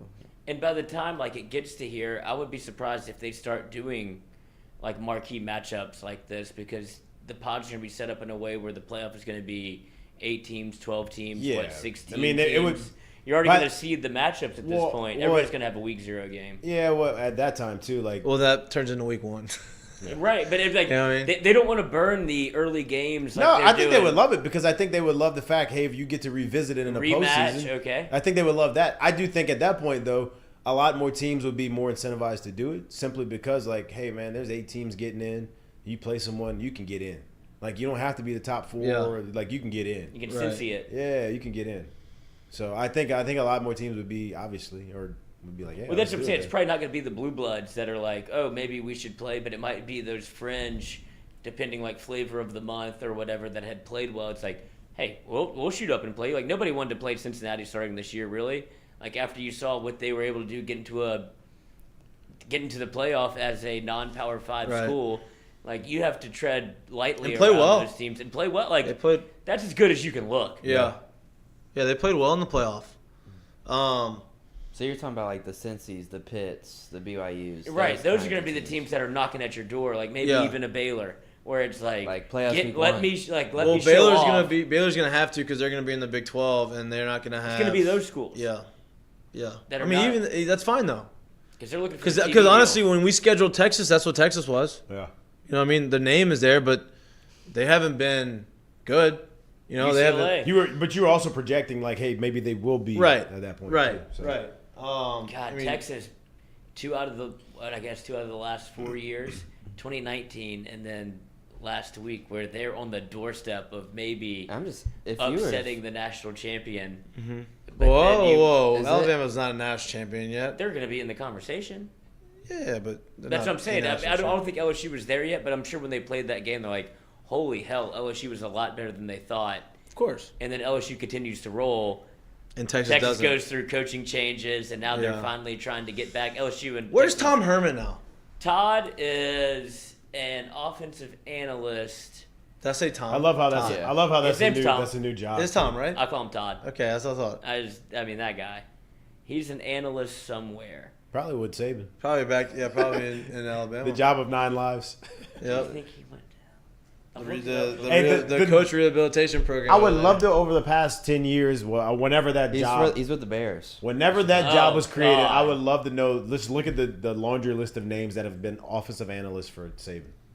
Guaranteed. Well, Somebody one, said Scott Frost. they're probably about to. They're probably about this year. They're probably about to get rid of. They're probably about to have to find another offensive coordinator. If Bill O'Brien don't figure something out, because this is 2 years that they're off. Like towards the end of last year, their offense started getting stale. And they it's going to be Tom Herman. I'm just gonna be honest with you. Call me crazy though. I don't really. It's hard to say this over the last few years. I wasn't very impressed with their skill position guys. This year, they're young. Listen, that was my next thing. Everybody's complaining, right? Everybody, you saw the turnover LSU had, right? Having young guys. Yeah. You haven't really seen that at Alabama yet. There's always turnover, but you always had these guys that were freshmen or sophomores that were balling out. Mm-hmm. They came in, right? They're really good early on, and so they kind of just fit in. The other guys, they took that ace role, and they had the other guy, number 2, number 3, and they kind of filled that in. Right now, they don't have that. Yeah, and I wouldn't. All even, these guys say, are trying to figure it out. Like kind of like you talked about earlier, like people mature and progress at different stages. I wouldn't even say they missed yet, but they don't scare me like some of the guys they've had recently. Right now, Will Anderson scares me.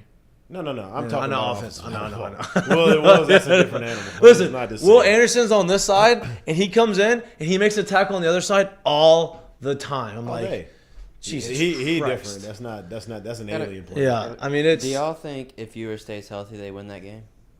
who? If Yes. Texas quarterback stays maybe. healthy, I think so. I do. I'll be honest with you. I say I don't only because like you just watched like Bryce Young just keep rising to the occasion. Like, Yeah, right. And so like I feel like wherever the test was there, he was gonna find a way to get. And I will like, say they this. should have lost the game. He somehow Yeah. he reduces himself to where he's like a midget on the field, gets under a tackle and gets the first down. Like there's this.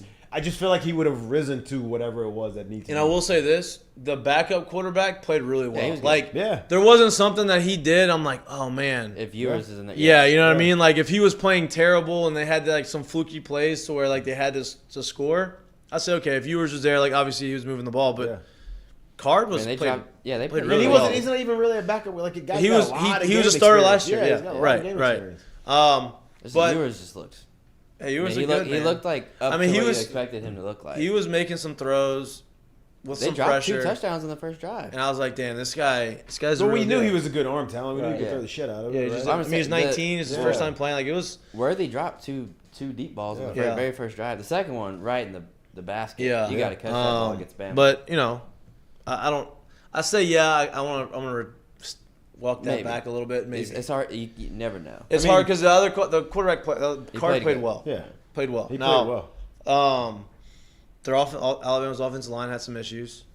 Yeah. They had a lot of penalties that helped them out a lot. So, I mean, They did miss a. But I'm with big you. I hole in wasn't the as last impressed drive. with their skill. Now I think their skill position players are very talented, but like yeah, well, they didn't get there without Right. talent, but like we talked about, like they just may not have matured Yeah. and progressed right. Yeah, to where they need to be right now. They dropped a lot, but You know, because like listen, you went from Jerry Jeudy, you knew you had Devontae Smith behind Jerry Jeudy. Henry You're like, Ruggs. damn, okay.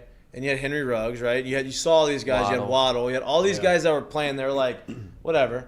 And then you get Jamison Williams to come in out of the transfer in. He was a stud. He just Mechie. kind of added in there. Yeah, and Ohio then you State had wasn't loaded at all. and then you had all these guys that behind. And then you had Mechie, who was you could see the flashes. He was the next guy. And he balled out. And so the guys that are on the receiving core right now, you didn't see them really like, damn, this guy's gonna be the next guy, right? Like you just hadn't seen that yet. I'll just say this again too. We can underplay it, downplay it as much as you want to understand where the crowd level, the excitement that was around that game and stuff like that. But just name the last time that a Saban team outside of conference play has traveled this early in the year to play a 10, 11 a.m. game. No, I don't know ever. They're not used to doing that. No doubt. Like that's not something they're used to No, doing. So I and think there was something to that, whether they were actually up for to, sure. to For sure. game That's time. what I'm saying. I don't want to. That's why I'm hesitant to say Alabama's not as good as they have been. Yeah. But I know that there are holes Yeah. that they have to fix. I agree. But the game time, there's some merit to the play calling woes that you're talking about. right? Mm-hmm. Because last year they had some issues too. is it Bryce Young, the quarterback? Mm-hmm. Yeah. Yeah, that's The Heisman winner. Trophy winner. Yeah, well, I always call him Caleb Young because I get him and Caleb Williams mixed up, so I have to tread lightly. I don't know how it happened. How? That's so far. I don't know. Okay. Because we were talking about them both at the same time so often, so Okay. it just morphed into Hey, this USC's one 7th in person. the country right now. And then, well, of course. They have I some can't hype, wait. huh? Good Lord. They have to play Notre Dame this year, right? By the way, Drake think London's so. a stud. Shocking. Not shocking. He was drafted 11th overall. I know, I just didn't see it. I mean, he's a stud. But So go far. ahead. Sorry, finish your thing. Finish your thought. Oh, some of the merit behind what's play calling. happening with the play calling, and that's just like you have Bryce Young, who he Houdini'd himself into a victory. Like if you don't have him at the helm, like you talk about playmakers on the outside, Tua was good. You see what's happening in the NFL where he's not elite. Like it doesn't feel like he's a game. right. But he's not like a improved. game Well, he's gotten breaker. such a bad rap. Dude. I know. I don't know. He I'm played not buying the storyline that He people, played great last week. I'm not But- buying the storyline that people have put on to. But I'm saying when he was a freshman, comes in, wins the national championship at halftime of literally the national championship, Yeah. balls out his sophomore year, and you're like, all right, this guy's going to be a perennial, like, this is a guy that you draft to be. And now that you're touching on that too, let's just think about this too. The ball that he threw to win a national championship game was thrown to who? A young Devontae, Smith. What kind of ball was it? go ball. Okay, so we Easy. keep That's talking the- about. That's the easiest ball. I mean, But Right. my point is, we keep talking. They keep talking. The storyline is, he can't throw it. He can't. Push Oh, it. right. But- and I'm just like, bro, I'm not buying that, Yeah. man. Like, y'all got to stop with this. Yeah. I'm not saying he's got the best arm I've ever seen, but he's got plenty enough to be a. Yeah. To No, throw no, it. I think the narrative has absolutely gotten out of control with what's happening with Tua and the Miami Dolphins, and like, they bring in Tyreek, he can't throw it 40. He can fucking spin it. But it's I don't think that they got what they thought they were, like the tank for Tua, all of these things. Like, he was supposed to be a franchise guy. It's taken a little bit. I think that hip injury kind of really set him back probably the a hip year. injury, yeah. It's a huge He's deal. probably not closer to himself until like now. Yeah, I think that he was. He's yeah. I think he's going to ascend. But whenever you see the offense and what they're trying to do, I don't think he's the right fit in terms of a. see, I I disagree. do. No, No. I'm talking about Alabama. Oh, I thought you meant Tua still. No, Oh, Tua. okay. No, they're gonna get that shit figured Oh, out. I think he's the perfect fit for me too. the Dolphins. I was taking this back to Alabama. I don't think Okay. Bill O'Brien, but Bill O'Brien's a placeholder. They're trying to find another young, like. Oh, let's yeah. get this I thing think- I going. thought I Bill think- was going to leave last year. I was Well, told he was. I was going about to say, like, let's be honest. Like, name another coach Wow. you really think Bill O'Brien can coach under. After how things went in Houston and how much he was basically a control freak and how he ran everything and he Scheduled ships massages. DeAndre Hopkins off. Like, there ain't nobody else he could be coaching under right now. Like, Right. Then No, Nick he Saban. said like there's a 30-day rehab and then there's a 60-day, and then there's the 2 years. lifetime. Yeah. Like that. This is I won't say a ticking time He won't bomb, be there but like lifetime. there is the next stop is soon for him. Yeah. No, that's Scott what I'm saying. Frost Like is he's gonna in be the next lifetime OC. rehab. Oh, Oh, yeah. I don't think he'll ever He's get an another exile. real job again. I don't know. I don't want to say never. What would you say about him that makes you want to hire Bill I O'Brien? mean, there's nothing. I'm just, dude. It's Like so, if he becomes LSU's offensive Somebody else. coordinator, I Hey, hate it. Listen, just hate listen. it. That's why people say, Listen. "Oh, Bill O'Brien's kid." I'm gonna just say it like this. Listen, right. if somebody hired Matt Canada and he still got a Boy, job, that's what I want to get to. if somebody hired Matt Canada and he still got a job, I think. How Bill does O'Brien Matt will find Canada him. still have an offensive coordinator job in the NFL for Mike Tomlin? I don't know, dude. I mean, locker room guy. No. it literally looks like the same shit he ran here that was just bad. I mean, jet sweeps and stuff like that can't work in the NFL consistently. Want to know? They are 1-0, but it ain't because the offense. I can tell you that. 5 turnovers couldn't do shit with him. Can't tell you that. I can tell you that it's not because of the offense. It's because Joe of the Burrow's defense. about to go nuclear, right? I told you that. Because I'm I looking- have a teaser in. Yeah, I know. I saw your teaser.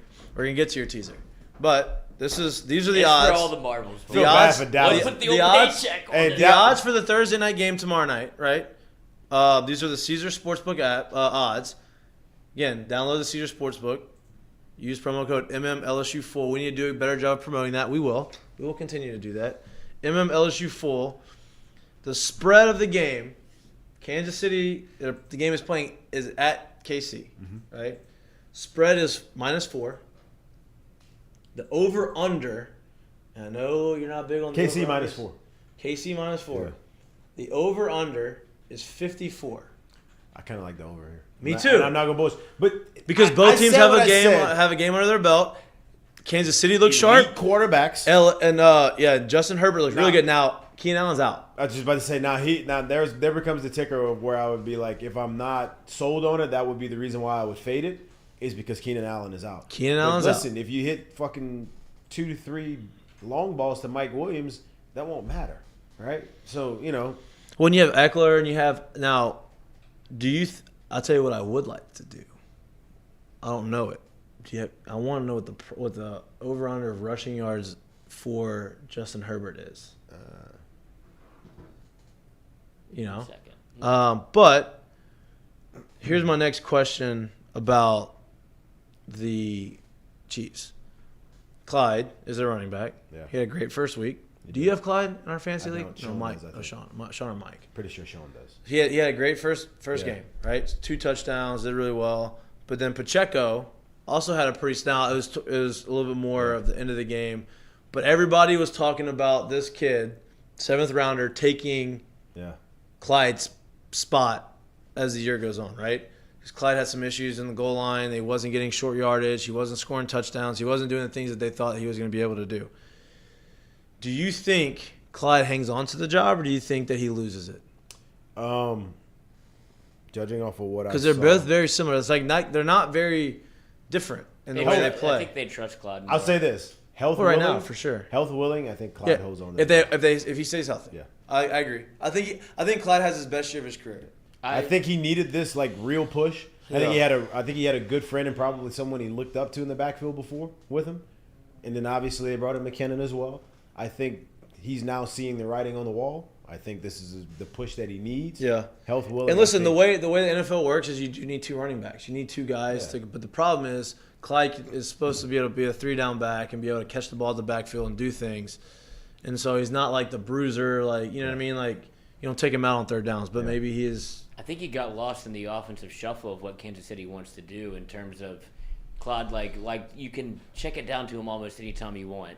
As you saw with Joe Burrow, but when you also Kansas City was happy to go down the field. Exactly, that Clyde dude. got I think where they were lost. last year, what Clyde does best, and where the deficiencies that showed up with Mahomes, deficiencies, if you will, of him trying to push it down the field, Went hand in hand. trying to force it down the field, it just didn't play for what Clyde does best, right? And I think now they're getting back to playing real football.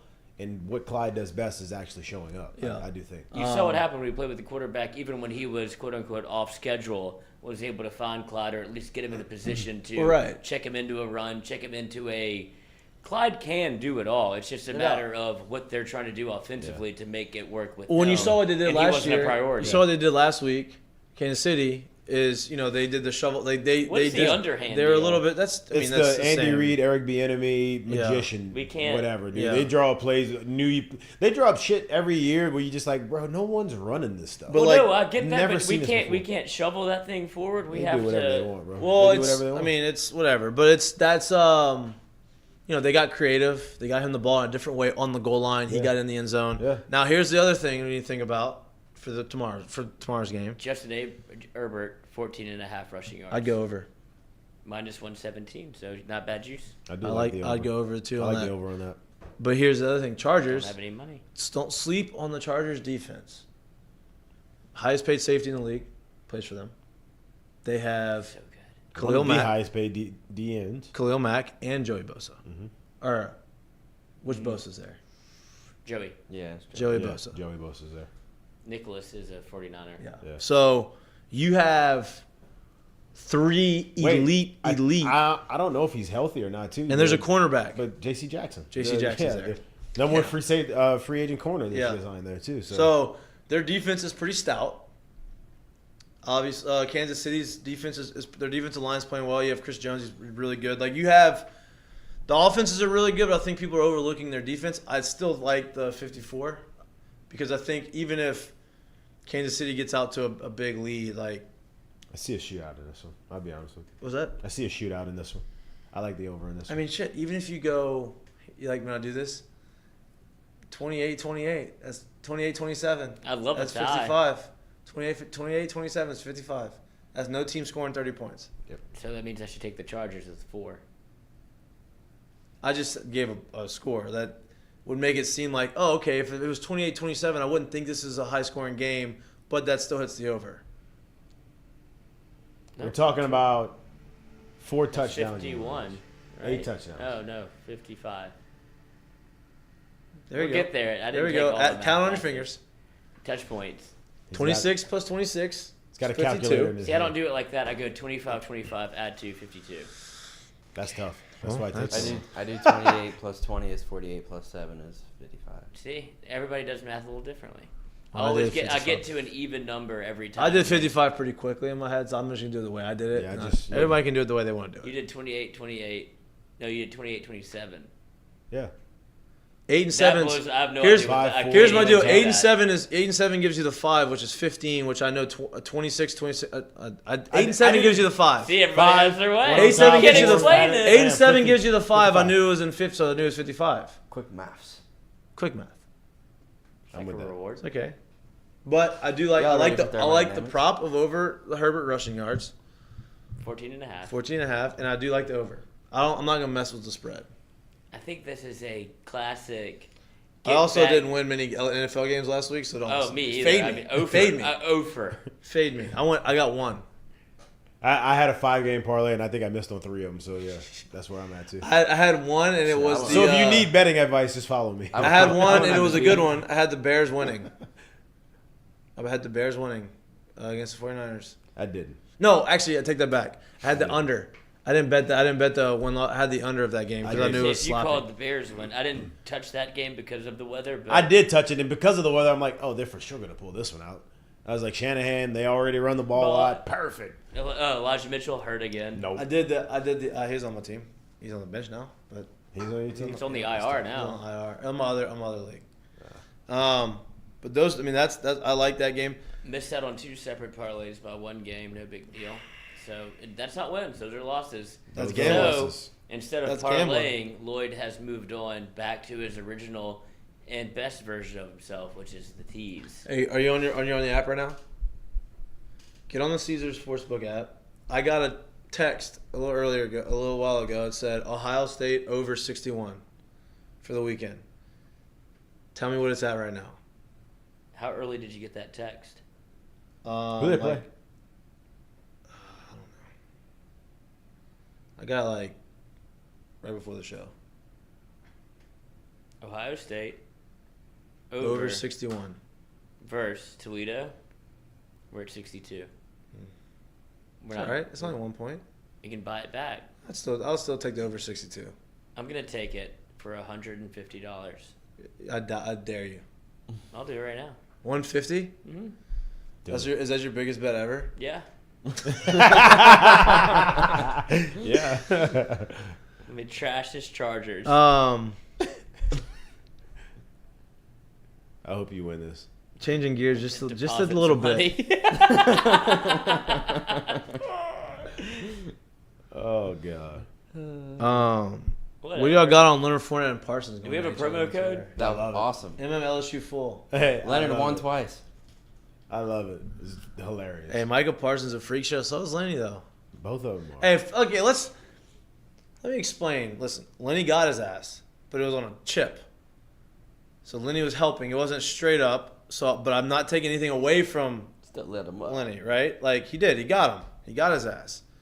But it wasn't like Oh, it's trying to go up. it wasn't I'm like moving the Parsons line. was coming in. You moved the line with the I 150. think so. It wasn't like Parsons was coming in free and Lenny got him and dropped him.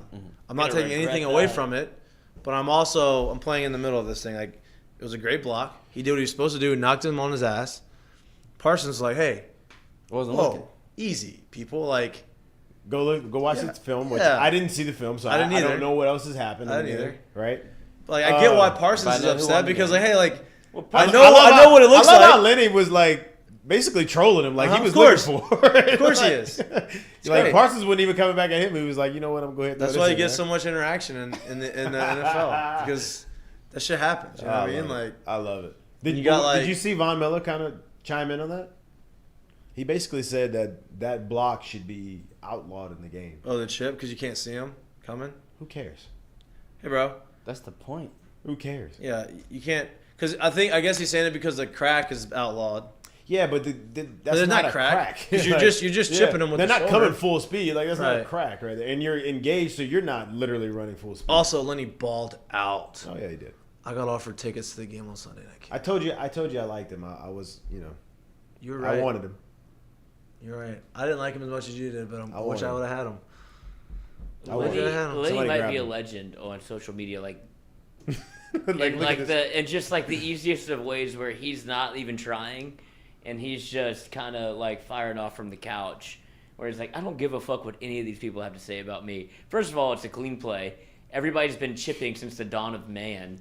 And second of all, I just ran down your fucking throat. Hey, if I had to guess, dude, And we won. He probably shot that tweet off and then went right to his text Mike and was like, "Hey, I'm on you." Yeah, I'm just letting you know. You're my size. Hey, I also heard from the grapevine that there's gonna be a bombshell Tom Brady deal. Like it's gonna like shock everything. It has nothing to do with Giselle. Giselle and him are it's not. They're not rifting, but and the person who told me would not tell me. He's like, I can't tell you what it's gonna be, but it's stirring and it's gonna come out and it's gonna be like a bombshell. And I'm like, okay, well, TV? we'll see. Huh? Like TV deal? No, like something that's not good for Tom. About this whole stuff that's going on. I thought you were saying like what he's gonna do after football. No, like the stuff that's going on, Legally, not it's nothing illegal, but like. He left 11 days, all this stuff. Like, I don't know. He wouldn't tell me exactly. He's leaving me to like, but he's like, I'm telling you, I know. He's like, something's coming out. He goes, I can't speak on it, but I'm just telling you, something's about to come out. I'm like, wow. What is it? Is it Giselle? He's like, no. I was like, did he cheat? He's like, if this comes out, he wishes he would have been cheating. And I'm like, shit, what is it? Sounds to me like somebody's about to get paid off. He's been hanging out with Bob Kraft. I don't know what's going on. It's nothing like that. Like that's. I mean, you don't know. I think it has more something to do about stuff with football and like. He doesn't want to be playing this year. I don't know. Something's going on, but it's not. It's not He's faking this whole thing. It's not the Giselle Tom thing. Did you see his quote today or a day or so ago? He talked about waking up on Monday morning and being like, "Shit, yep, I'm hurting." Yep. Like he's never said stuff like that. What happened to TB12? It works. Oh, his nose probably hurts from his surgery. Oh God, here we go. Did you see that thing? Here we go. His voice was higher pitched. Okay. He has a transformation every year. Let's hit on this. We're talking TMZ. football. We're a football show right now. I wonder if like maybe the helmet came down, where you can split, and what if it knocked his whole nose off, like Michael Jackson in South Park? I think we would have seen that on the field. Yeah, I mean, he's got 16 more weeks. I think we would have seen if his nose 17. came off on the field. 17. Because they have a bye week in there. And they might make the playoffs. They probably won't make the playoffs. I had tickets to the Saints-Bucks game. I just got offered them today. Can't even go. Why not? Because my wife's not going to be in town. It was like a couples thing. She's coming back. We won't be in town in time. Oh, I know somebody. Dude, I would be like tier 1 person to go to a game with or not go to the game. Yeah, I don't think it works that way. I got offered. It's not my tickets. I got offered these tickets. Yeah, it'd be like pass them down the buck. I mean, you got long hair. I could post. Just shave your beard, shave your mustache. I mean. Oh no, I'm saying I would go with my girlfriend. Oh. Okay, yeah. Lloyd said, "Screw you." To people that you don't know. I'd make friends. I'd make friends easy. Yeah. Okay. What do you say? But I mean, I hate for them to go to waste. Is all I'm saying. they're not. I don't think they're gonna go to waste. They're probably gonna offer them to some of their I other would bet the somewhere. Saints now that you're saying what you're saying. I mean, Saints are underdogs. 62. I should have bought the fucking point down. LSU baseball released their 56 game schedule. Tennessee gets to come to LSU. Ooh. Yeah, and end of March, early April. So like weather should be starting to get a little Big nice. Series. Starting to get a little nice. That'll be fun. Pretty. I'd imagine it'd be a little bit of some energy in there. You think? Be great. Yeah. I wish they would have still had the same group of guys on that team that obviously just left. They got drafted and stuff. That make it even better. But. Yeah. Staying on the baseball theme for a little bit. Our boy Aaron Judge is Y'all doing remember, it. Y'all remember I said he's gonna hit 55. Boy, he's at 7. He's at 57 now. So here's the thing: getting to 60 is gonna be the hardest thing for him. Yeah. Right? Because like 60 is that milestone. Whenever you're trying to get to that, like 60 is that milestone. Like, right. let's be honest. Like you get to 60, the record's broken. You're in rare. I think he's gonna break the record if he gets to 60, right? Yeah. But getting to 60 is gonna be hard. Like it's like, damn, we're at 59. We're at 59. Like I think he's gonna get to 60 in a game like last night. He's gonna hit 2 home runs, and 60 is gonna be his second homer. Like he's not gonna like. I don't want there. Like if there's a lot of like, oh, he's gonna hit 60. He's gonna hit 60. He's gonna hit 60. Theory. You know what I love about watching like Major League Baseball too, though, is that why are they pitching to him? Why do you think? I'm so glad you just said this, but I've seen the other side of it where you have not seen the side of it, but it's literally like they get to this point of the year, they do these scouting reports, they got these heat maps, Judge has got 1 million homers, and the guy's on the mound, and the guy thinks so highly of his own stuff that it's a 1-0 count. He's like, I could beat him. I could throw this slider over the plate and he won't swing and won't hit it far, and it just gets mashed. Like they just keep throwing it in there, dude. They don't care until they're finally like, you know what? Hey, bro, you just go walk to first. I'm not pitching to you. I'm good. We're not doing Your this. shit ain't different than anybody else's. I've seen it other places where dudes start getting up there and they're like, nah, bro, you're not getting nothing near the plate all game. I don't care what goes on. I care about my numbers more than yours. So that's the way it goes. I've seen that side of it. The thing about it is they're going to be playing in situations. Yeah, what happened is going to happen more frequently. Yeah. Well, like they're going to have to either. Like there's not gonna be a lot. Hopefully, there's not a lot of times the rest of the year that they can't. They don't pitch to. They can't pitch them. Like they're gonna have to because of the situation in the game or whatever. We're just gonna be walking. I want to take feet. nothing away from what Judge is doing because it's unbelievable. That just makes me laugh that much more. And I don't care what you think about it. To think how many times Barry Bonds got walked, and this man still hit 73. He had 73 home runs, and he had less than 400 actual plate appearances. Yeah. I mean, at bats. Yeah. He had over 200 plus walks. Yeah. But he had over 100 intentional less walks. Than 400 at bats. He had 73 homers. 73. The proof was literally in the pudding, and they were like, pitch to him like, He may get somebody try it one more time. He may have gotten one pitch a game, and every time he got it, legit. That's impossible. Yeah, no, he was a Hall of Famer before the. Literally, what he did was impossible, and I get how people. Nobody would do that again. You don't understand how hard that stuff is to do. Like, I didn't know if anybody was gonna get to 60 again.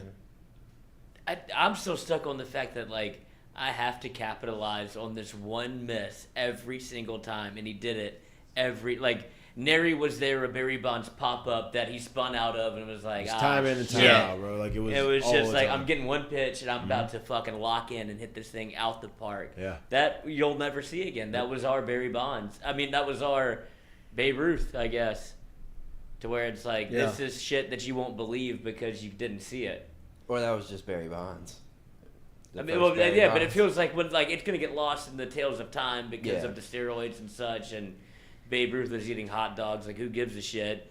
What he did in that time was impressive because he was eating hot dogs. Like he's the antithesis of Barry Bonds. Where it's like, I'm hammered. Please throw me a fastball, and he hit it out every time. Calls a shot. Yeah. Barry was the rarest. I get one opportunity ever, once a game, and I hit it out. Like, that's why you don't pitch to me. I don't care what historians say about the game. Watching that dude play was unbelievable. Intentionally walking somebody with the bases loaded, you might not ever see that again.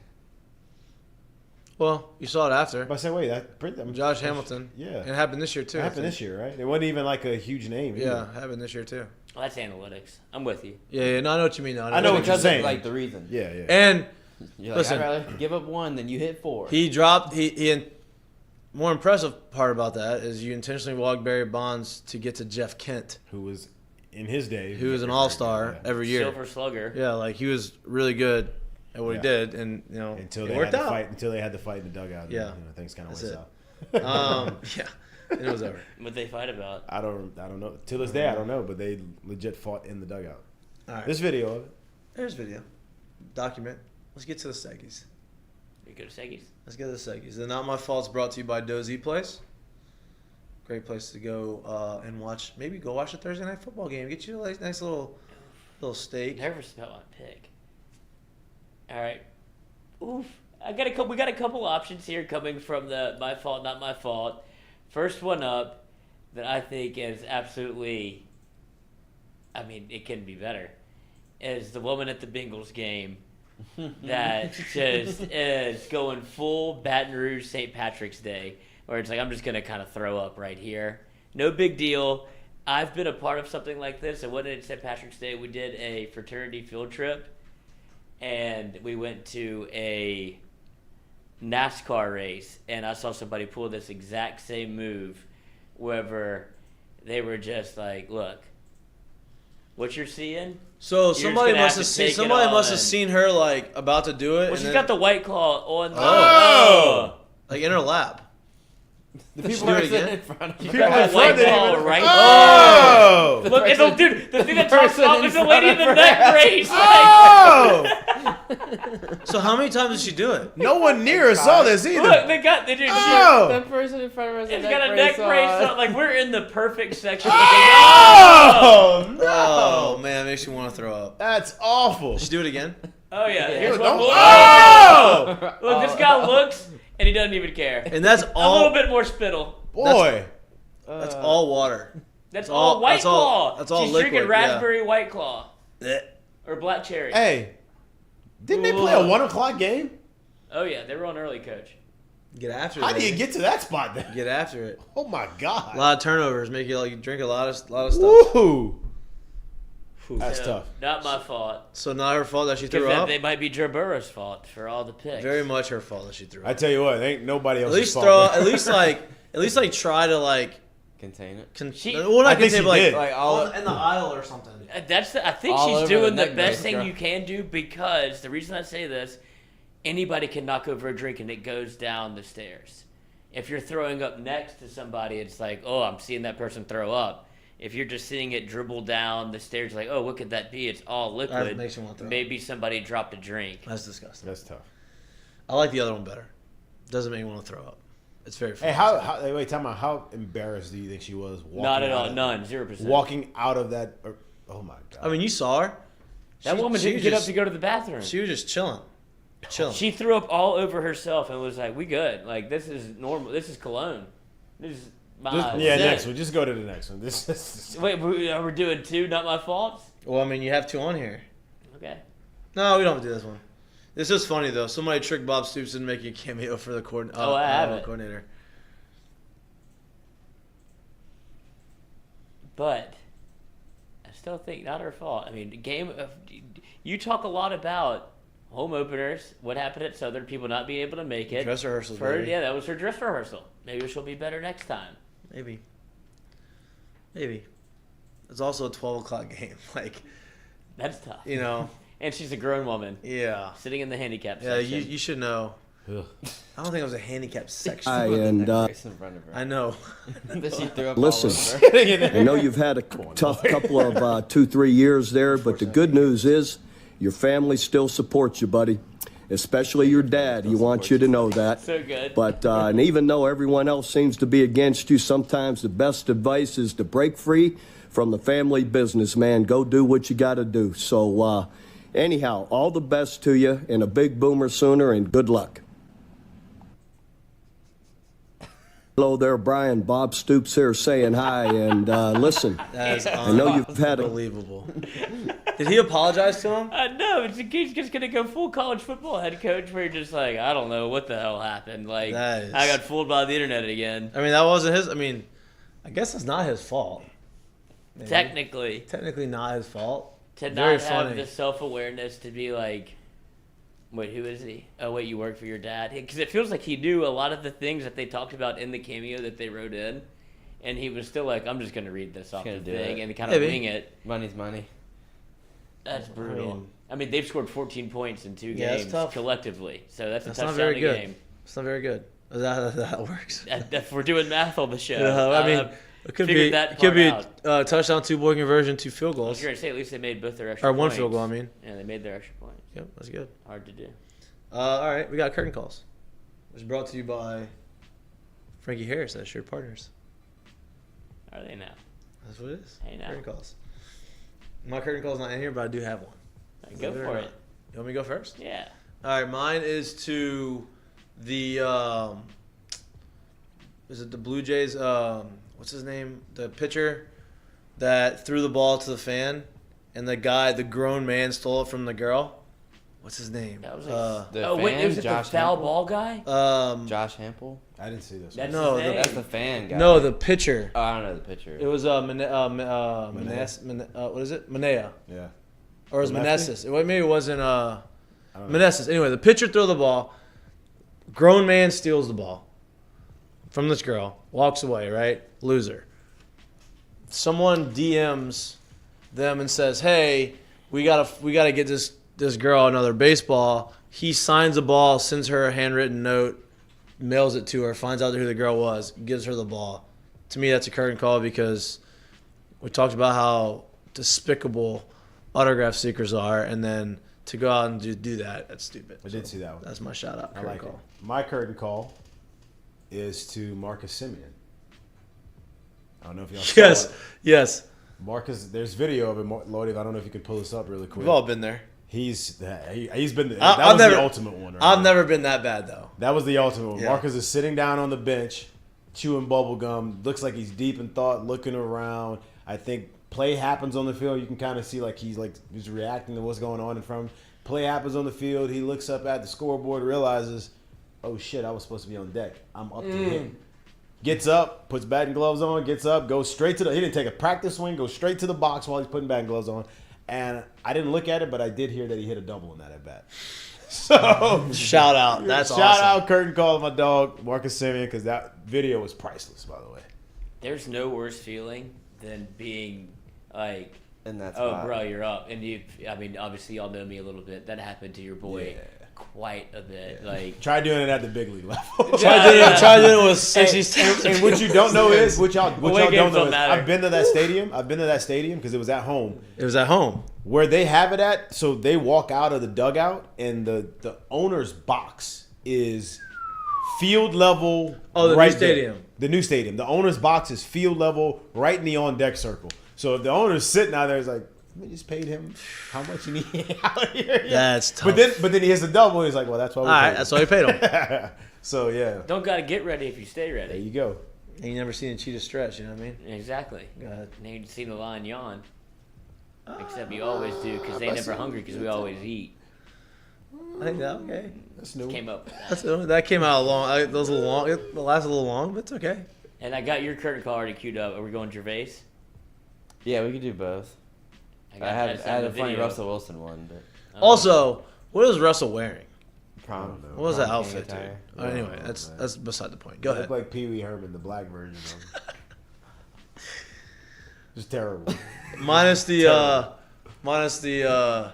Jerking off in the movie theater? that.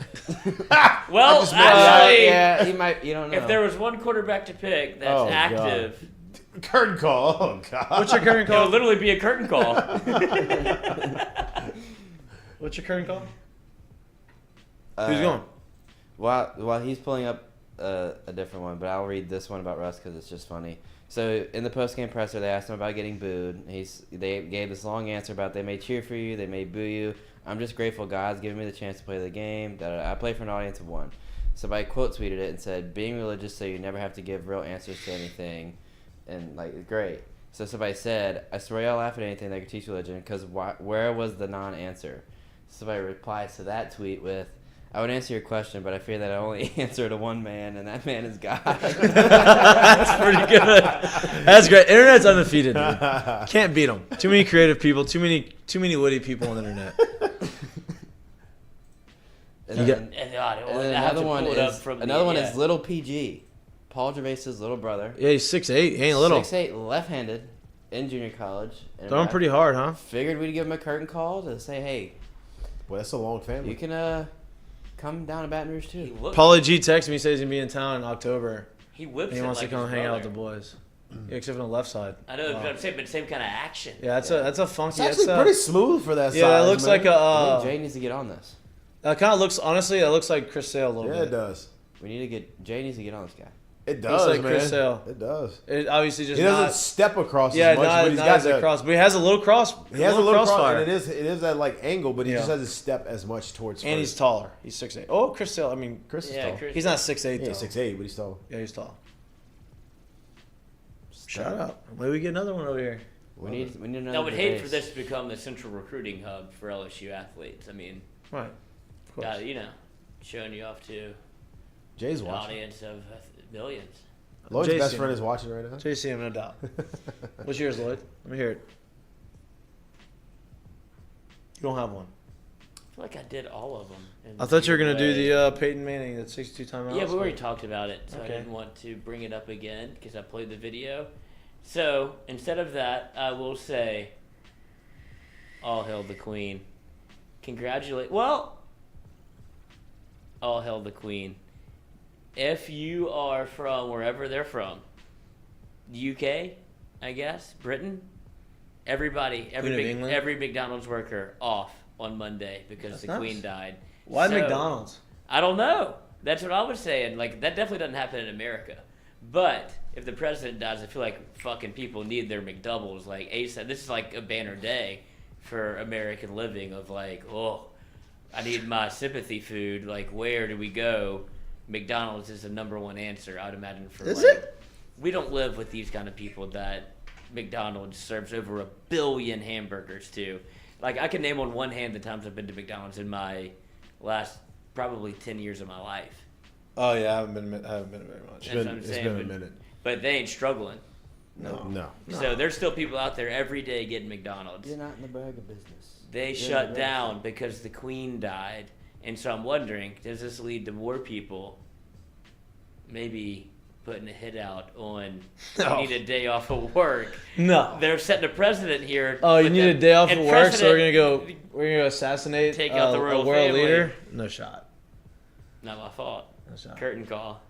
And it's curtains. They all visited her little casket today. Good. I guess. Good. Open casket on YouTube. It was Okay. weird. Was it? You watched it? It reminded me of my grandmother. Rest in peace. She's alive, but they Jesus. sleep the same. Jesus Christ. That must be nice. No, she's dead. I don't know. Oh, you're just. I don't know what to do with you. It's okay. She almost made a hunch. 99. Wow. Yeah. Maybe that bodes well for you. No, I got her. You killed her. Yeah. Wow. I mean, it's Well, statute of limitations. we're gonna.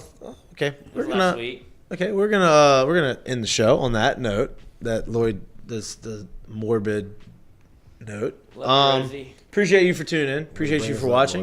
Lloyd. We'll be back again live from Uncle Earl's, 4:30 to 6. Go out there, come drink with us. Mississippi State. It's Mississippi State. Like, I know everybody's gonna be, it's first SEC home game. Everybody's gonna be excited. Look, we're gonna promote something. I'm gonna talk to the guys at Earl's.